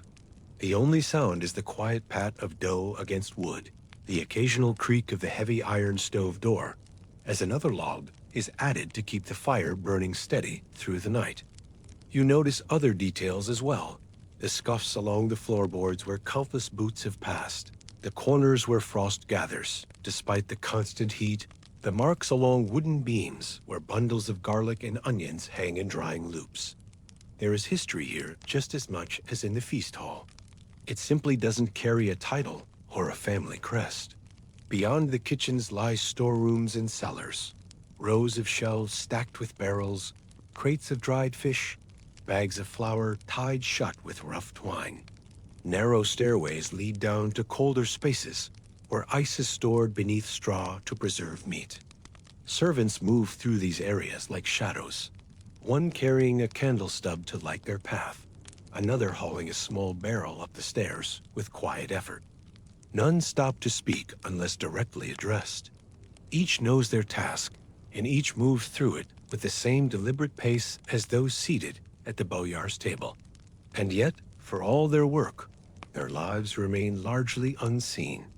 The guests in the feast hall will notice if a plate is slow to arrive or a cup remains empty too long. But they will not see the calluses on the cook's hands or the red frostburn along the stable hand's knuckles. They will not hear the whispered songs servants sing to themselves while scrubbing pots long after midnight, or see the quiet gestures shared between 2 tired kitchen hands, trading warmth beside the stove when the cold creeps in too deep. You step back into the corridor once more, listening now not just for grand voices or heavy boots, but for the softer sounds. Broom whistles along wooden planks, water poured into iron kettles, the sigh of wind slipping through cracks no one has quite managed to seal. There is a weight to these overlooked lives. Not a heavy weight, but a steady one, woven into every corner of the estate. In the bread baked before dawn, the horses brushed in freezing twilight, the linens washed and dried beside stoves too small to fully keep the cold away. It is a kind of invisible architecture, supporting everything without ever asking for attention. As you return to the main hall, the contrast becomes clearer. Candles still burn in the feast room, casting long golden streaks along carved beams. Voices murmur softly beneath the chandeliers. Yet it is the quieter hallways, the kitchens, the servant rooms that linger in your thoughts. The manor may belong to the Boyar, but it breathes through the work of many unseen hands. And in that, the true rhythm of the household reveals itself, not through midnight toasts or silver goblets, but through steps taken in silence, through lives spent in quiet, deliberate service. Beyond the warmth and noise of the feast hall, past the quiet shuffle of servants carrying away dishes or stirring banked fires, there exists a space few ever enter. Not because it is locked or hidden behind grand doors, but because it asks for silence before you even reach it. The Boyar's private chapel is tucked into one of the manor's oldest wings, where the beams sag ever so slightly with age, and the floorboards creak in ways no servant bothers to repair. Here, everything slows down. The path to this sacred space winds through corridors that grow progressively, quieter as you move away from the manor's bustling heart. The very architecture seems to encourage reverence, with narrowing hallways that force you to walk more slowly, to become aware of each footstep. The walls here are bare stone, lacking the ornate tapestries and carved moldings that adorn the public spaces. Instead, they bear the patina of centuries, their surfaces worn smooth by countless hands that have traced along them in the dim light. You find yourself standing before its door now, a narrow plank of dark wood set flush against the hallway wall. There is no carving, no crest, no gilded knob. Just a simple iron latch, worn smooth by countless quiet hands. The metal bears the green-black tarnish of age, and when you look closely, you can see the faint impressions where fingers have gripped it through the years. Some boyars of generations past, their wives, their children, their closest advisors, all have stood where you stand now, contemplating the threshold between the temporal and the eternal. You place your gloved hand upon it, feeling the chill of the metal through thick fabric, and push the door open slowly. The hinges make no sound. They have been kept well oiled, as if even the mechanical aspects of this space have been trained to respect its quietude. The door swings inward with deliberate slowness, revealing the sanctuary beyond in stages, like a curtain being drawn back on a sacred mystery. The room beyond does not open into brightness or grandeur. Instead, it breathes with quiet cold. The air smells of old incense and beeswax, layered in the wooden beams like dust, and no cloth could ever fully wipe away. These scents tell the story of decades of prayer, of candles lit in darkness, of frankincense rising toward heaven in thin, fragrant spirals. Beneath these primary notes, you detect the earthier smells of old wood and leather, the faint mustiness that comes from stones that have weathered countless winters. A few small oil lamps burn in iron brackets along the walls, their flames flickering gently, casting long shadows that seem to sway with your breath. The light they provide is warm but sparse, creating pools of amber illumination, connected by corridors of shadow. This is intentional. The chapel is meant to exist in a state of perpetual twilight, neither fully dark nor fully bright, suspended between the material world and the spiritual realm. The ceiling here is lower than in the main halls, close enough that you could touch the beams if you raised a hand.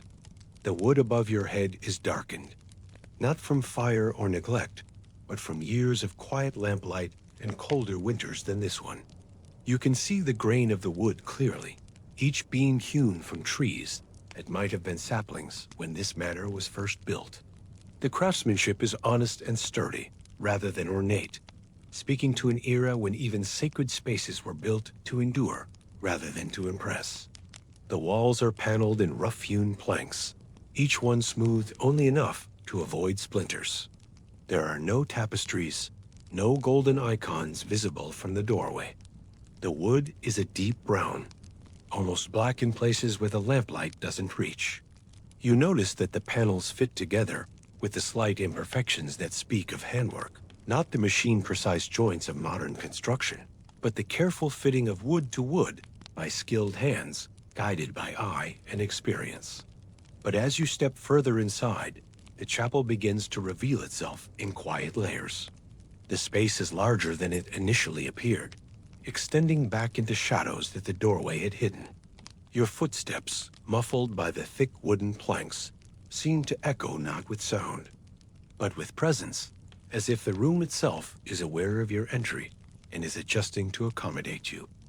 At the far end of the room stands a wooden altar, worn smooth with time.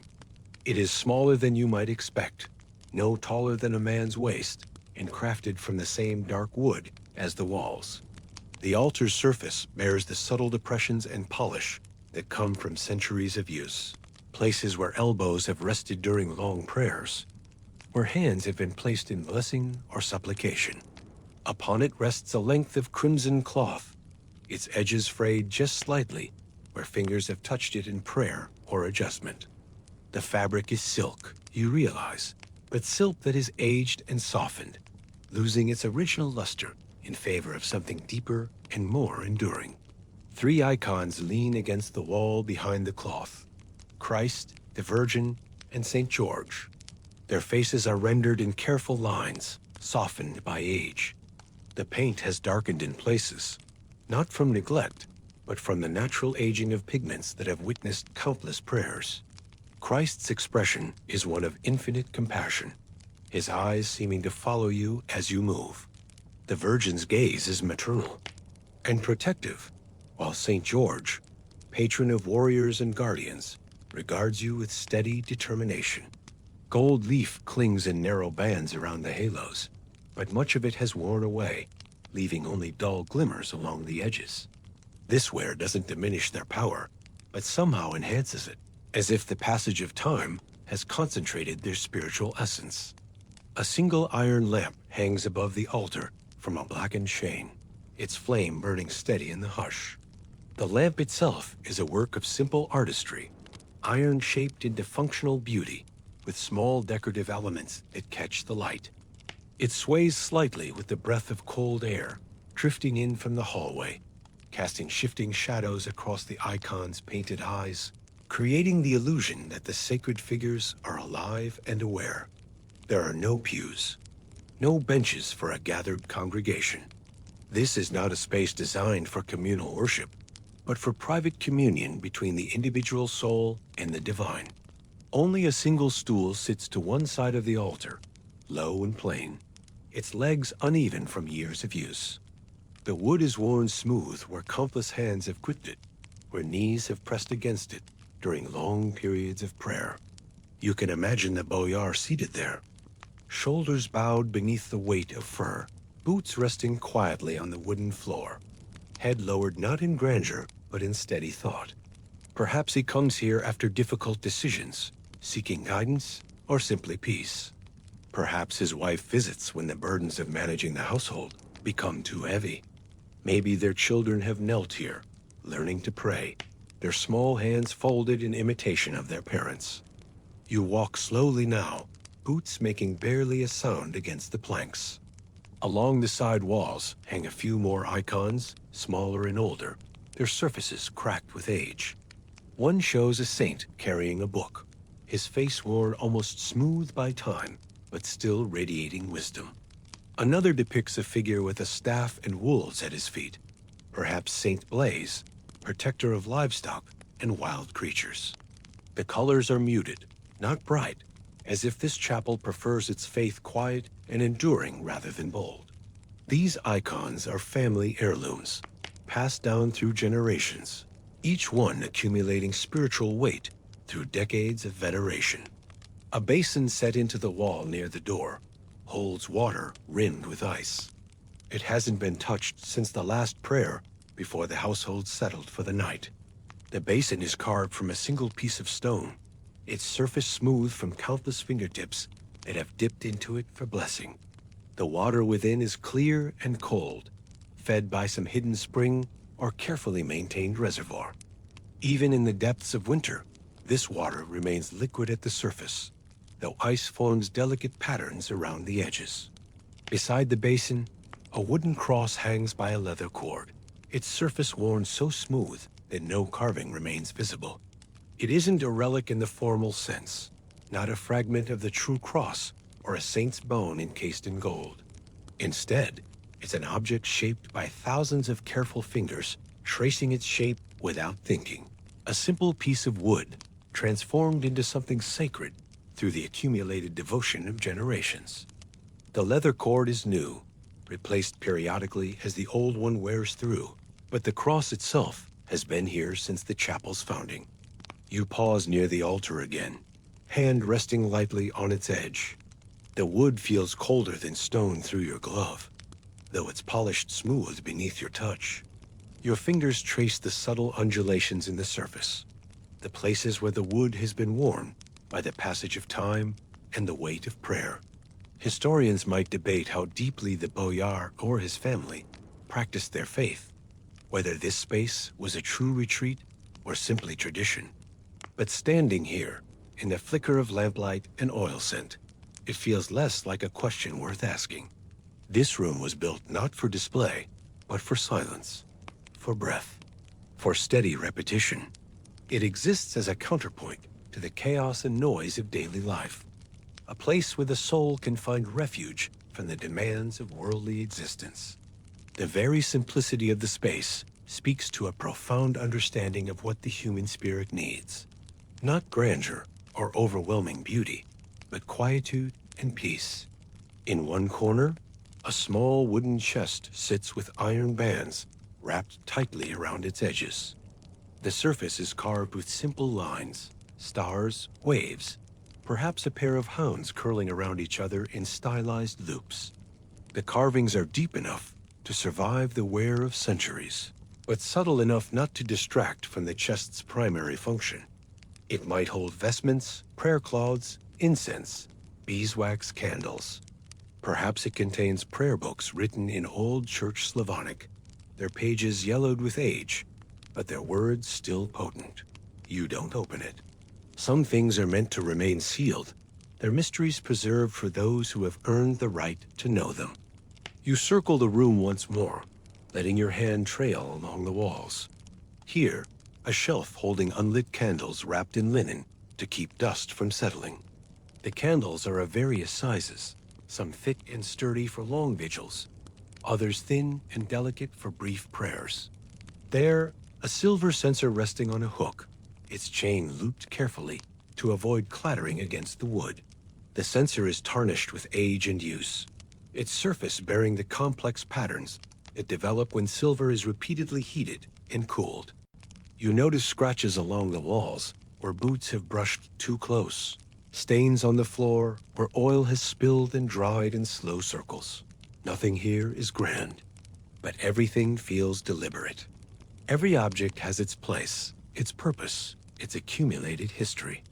The chapel functions as a complete ecosystem of prayer and contemplation, each element supporting and enhancing the others.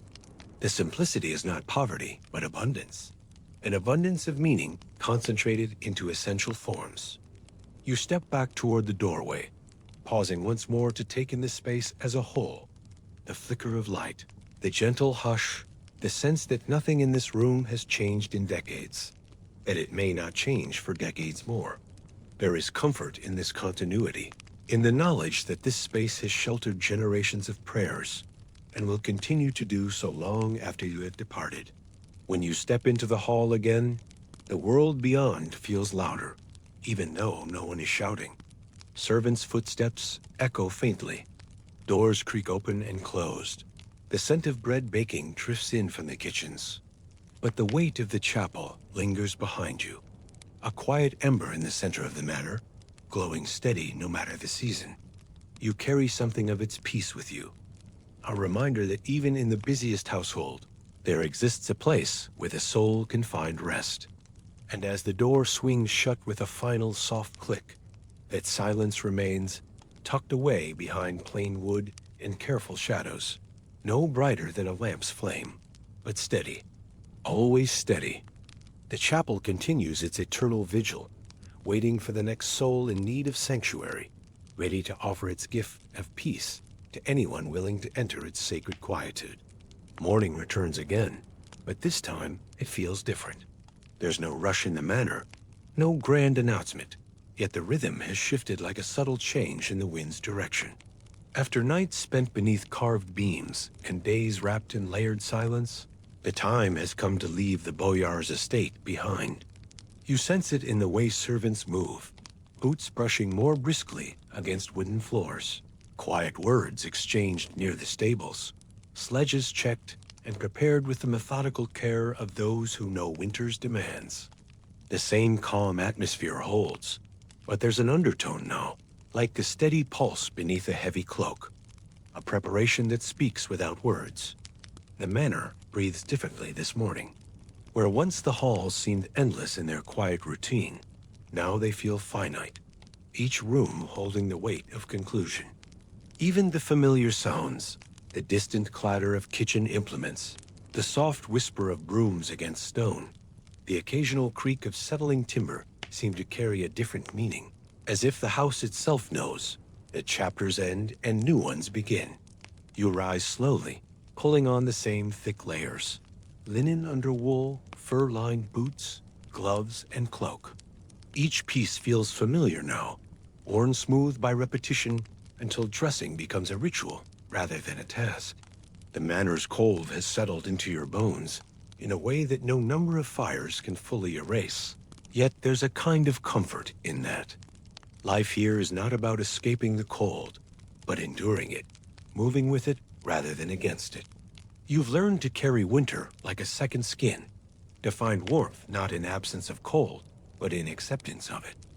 Your fingers trace the fur lining of your cloak as you fasten it, remembering the first morning when these same garments felt foreign and cumbersome. Now they settle around you like armor, each layer a barrier against more than just the wind. The wool holds the faint scent of wood smoke and pine needles, evidence of your time here woven into the very fabric. Once dressed, you step into the hallway one last time. The carved beams stretch above your head, as they always have, unchanged, unmoving, their intricate patterns telling stories you never fully learn to read. Tapestries hang in long rows, the same hunting scenes and river patterns now softened even further by the pale morning light filtering through frost-rimmed windows. Each thread seems to hold memory. The way light fell across them during evening meals, how they swayed slightly when doors opened, admitting brief gusts of cold air that made the flames dance. You pause once more beside the central stove, letting the warmth gather in your gloves and across your shoulders. The iron radiates heat in steady waves, and you find yourself memorizing this sensation, the way warmth spreads through wool, how it loosens muscles you didn't realize were tense. This stove has been a constant companion through your stay, a fixed point around which the manor's life revolved. Servants fed it with split logs throughout the day, tending its fire with the same reverence others might reserve for sacred flames. The hallway stretches away from you in both directions, doors leading to rooms you've come to know by the sound of their latches, by the particular way light falls across the thresholds. The Boyar's study with its heavy desk and leather-bound volumes, the dining hall where meals were taken in measured silence, the chapel where prayers were whispered into shadows, all of it will continue without you, the manor's rhythm undisturbed by your departure. Before pulling the door open and stepping out into the courtyard, you take one final breath of the manor's air. It tastes of wood smoke and beeswax, of old timber and carefully tended fires. Then you grasp the iron handle, cold even through your gloves, and step across the threshold. The cold hits immediately. No matter how many mornings you've walked this path, that first breath of outside air always lands like a quiet slap. The sky stretches wide and flat above, a pale gray sheet with no sun in sight, only the soft, endless promise of snow. Clouds hang low and heavy, pregnant with moisture that will soon transform into more white, to layer upon what already lies thick across the courtyard. Servants move steadily through the courtyard, loading small barrels onto sledges, tightening ropes, brushing snow from harnesses. Their movements are efficient, practiced, speaking of countless departures they've overseen. Each task is performed with the quiet competence of those who understand that in winter, thoroughness means survival. A young stable hand checks the runners of your sledge, running his hands along the smooth wood, ensuring no cracks or splinters will impede the journey. An older servant examines the harness leather, testing each buckle with fingers that know exactly how much strain these straps must bear. The same horses stand waiting, thick-coated, heads bowed against the cold, steam rising in pale ribbons from their nostrils. Their winter fur has grown dense and coarse, nature's own armor against the season.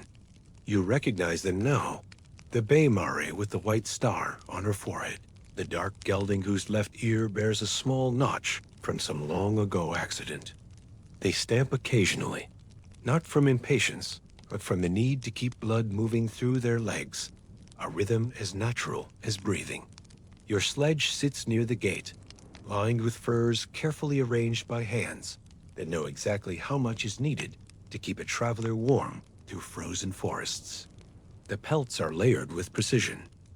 Bare fur for the bottom, providing insulation from the cold that seeps up through the wooden seat, wolf pelts for the sides where wind will try to find entry, and soft fox fur for the top layer where your hands will rest. Each fur has been chosen not just for warmth, but for its ability to shed ice, to remain supple in conditions that would stiffen lesser materials. Before stepping into the sledge, you pause for a final look back at the manor. Its outline stands quiet and wide against the sky. Low timber-bird roofs heavy with snow that has accumulated in graceful curves. Icicles hanging in sharp rows from every eave like nature's own decoration. The ice catches what little light filters through the clouds, creating brief sparkles that vanish as quickly as they appear. Smoke trails from chimney stacks in slow, deliberate curls. Evidence of the fires that will continue to burn long after you've gone, tended by the same careful hands that have maintained them throughout your stay. Windows reflect nothing but pale light, the interiors hidden as they always are. You realize you've never seen the manor from this angle before. Always you've been moving toward it or within it, never truly observing it as a whole. From here, it seems both larger and smaller than you remember. Larger in its solid presence against the landscape, smaller in its human scale when measured against the endless sky. The Boyar does not come to see you off. That is not the custom here, and you understand now that custom is not mere formality, but a careful architecture of meaning. Rank dictates its own form of farewell, not in words or gestures, but in simple, enduring patterns.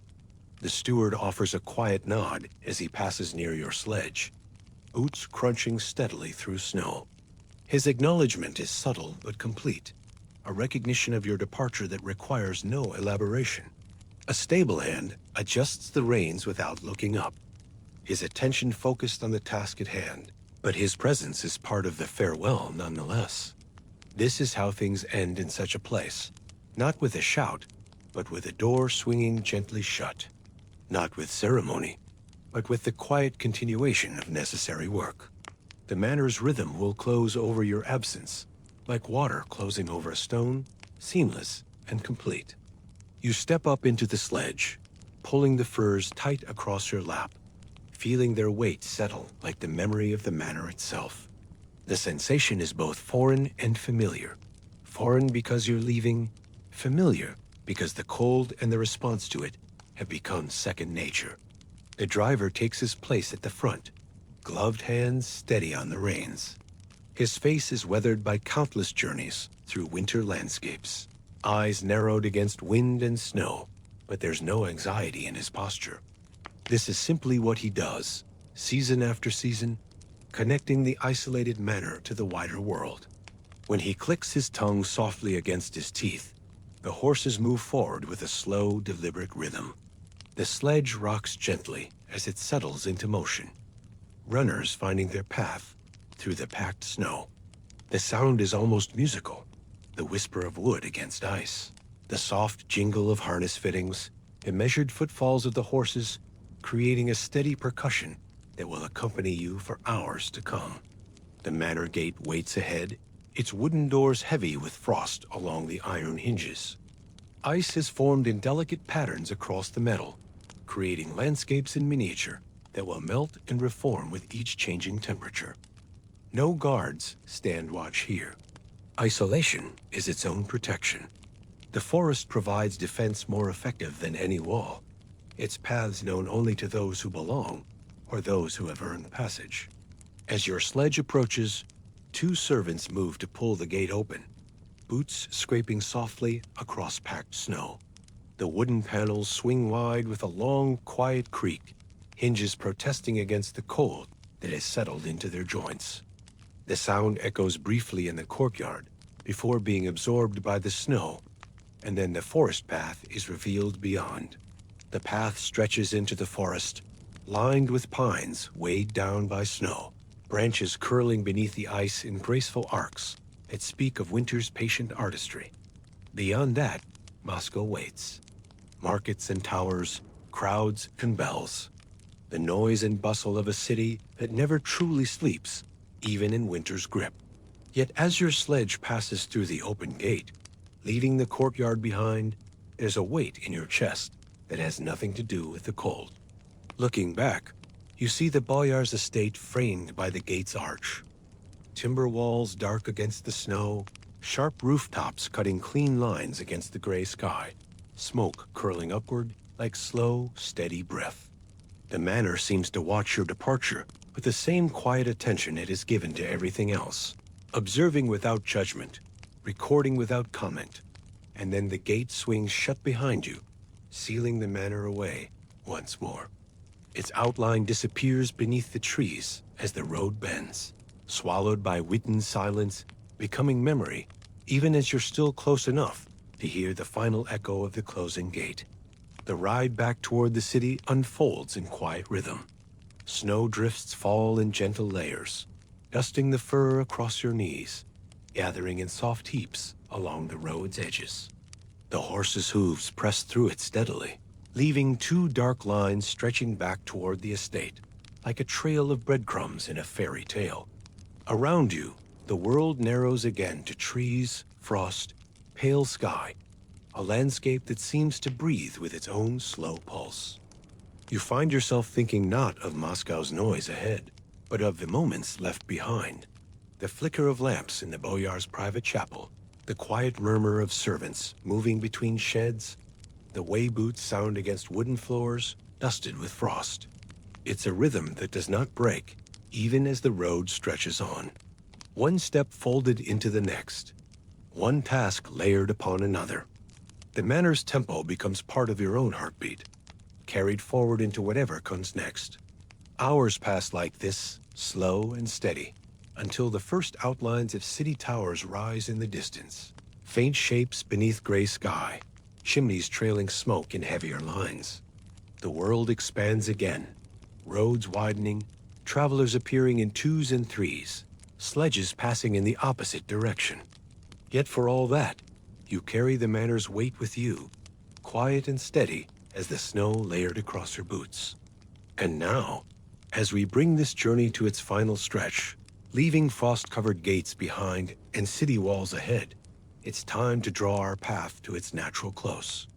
From peasant fields to hidden chambers, from silent trials to quiet chapels, we've traced the shape of life beneath both power and silence. The manor recedes behind us, but its lessons travel forward. Patience learned in winter's grip, understanding found in careful observation, strength discovered in quiet endurance. And that's where we'll leave it for tonight. From frost-bitten fields beneath Avon the Terrible's watchful gaze, to the silent footsteps of black-cloaked riders. From hidden libraries sealed behind the Kremlin's thick walls, to quiet chapels tucked inside noble estates, where the only sound is the flicker of a single oil lamp. A long, slow walk through the layered, snow-covered rhythms of Tsarist Russia, marked not by grand declarations, but by steady steps and quiet endurance. If you're still awake, thanks for sticking with me all the way to the end. And if you drifted off somewhere between the snow-laden gates and the silent chapel walls, that's perfectly fine too. That's really the whole point. If you enjoyed this slower, sleep-friendly journey into history, feel free to like the video and subscribe for more. And as always, let me know in the comments where you're listening from and what time it was when you pressed play. It's always a quiet kind of surprise seeing how far these late-night stories travel. For now, I'll let the cold wind settle, the wooden gates swing closed behind us, and the last flickering lamps in the manor's hallways dim one by one. Sleep well, and I'll see you next time.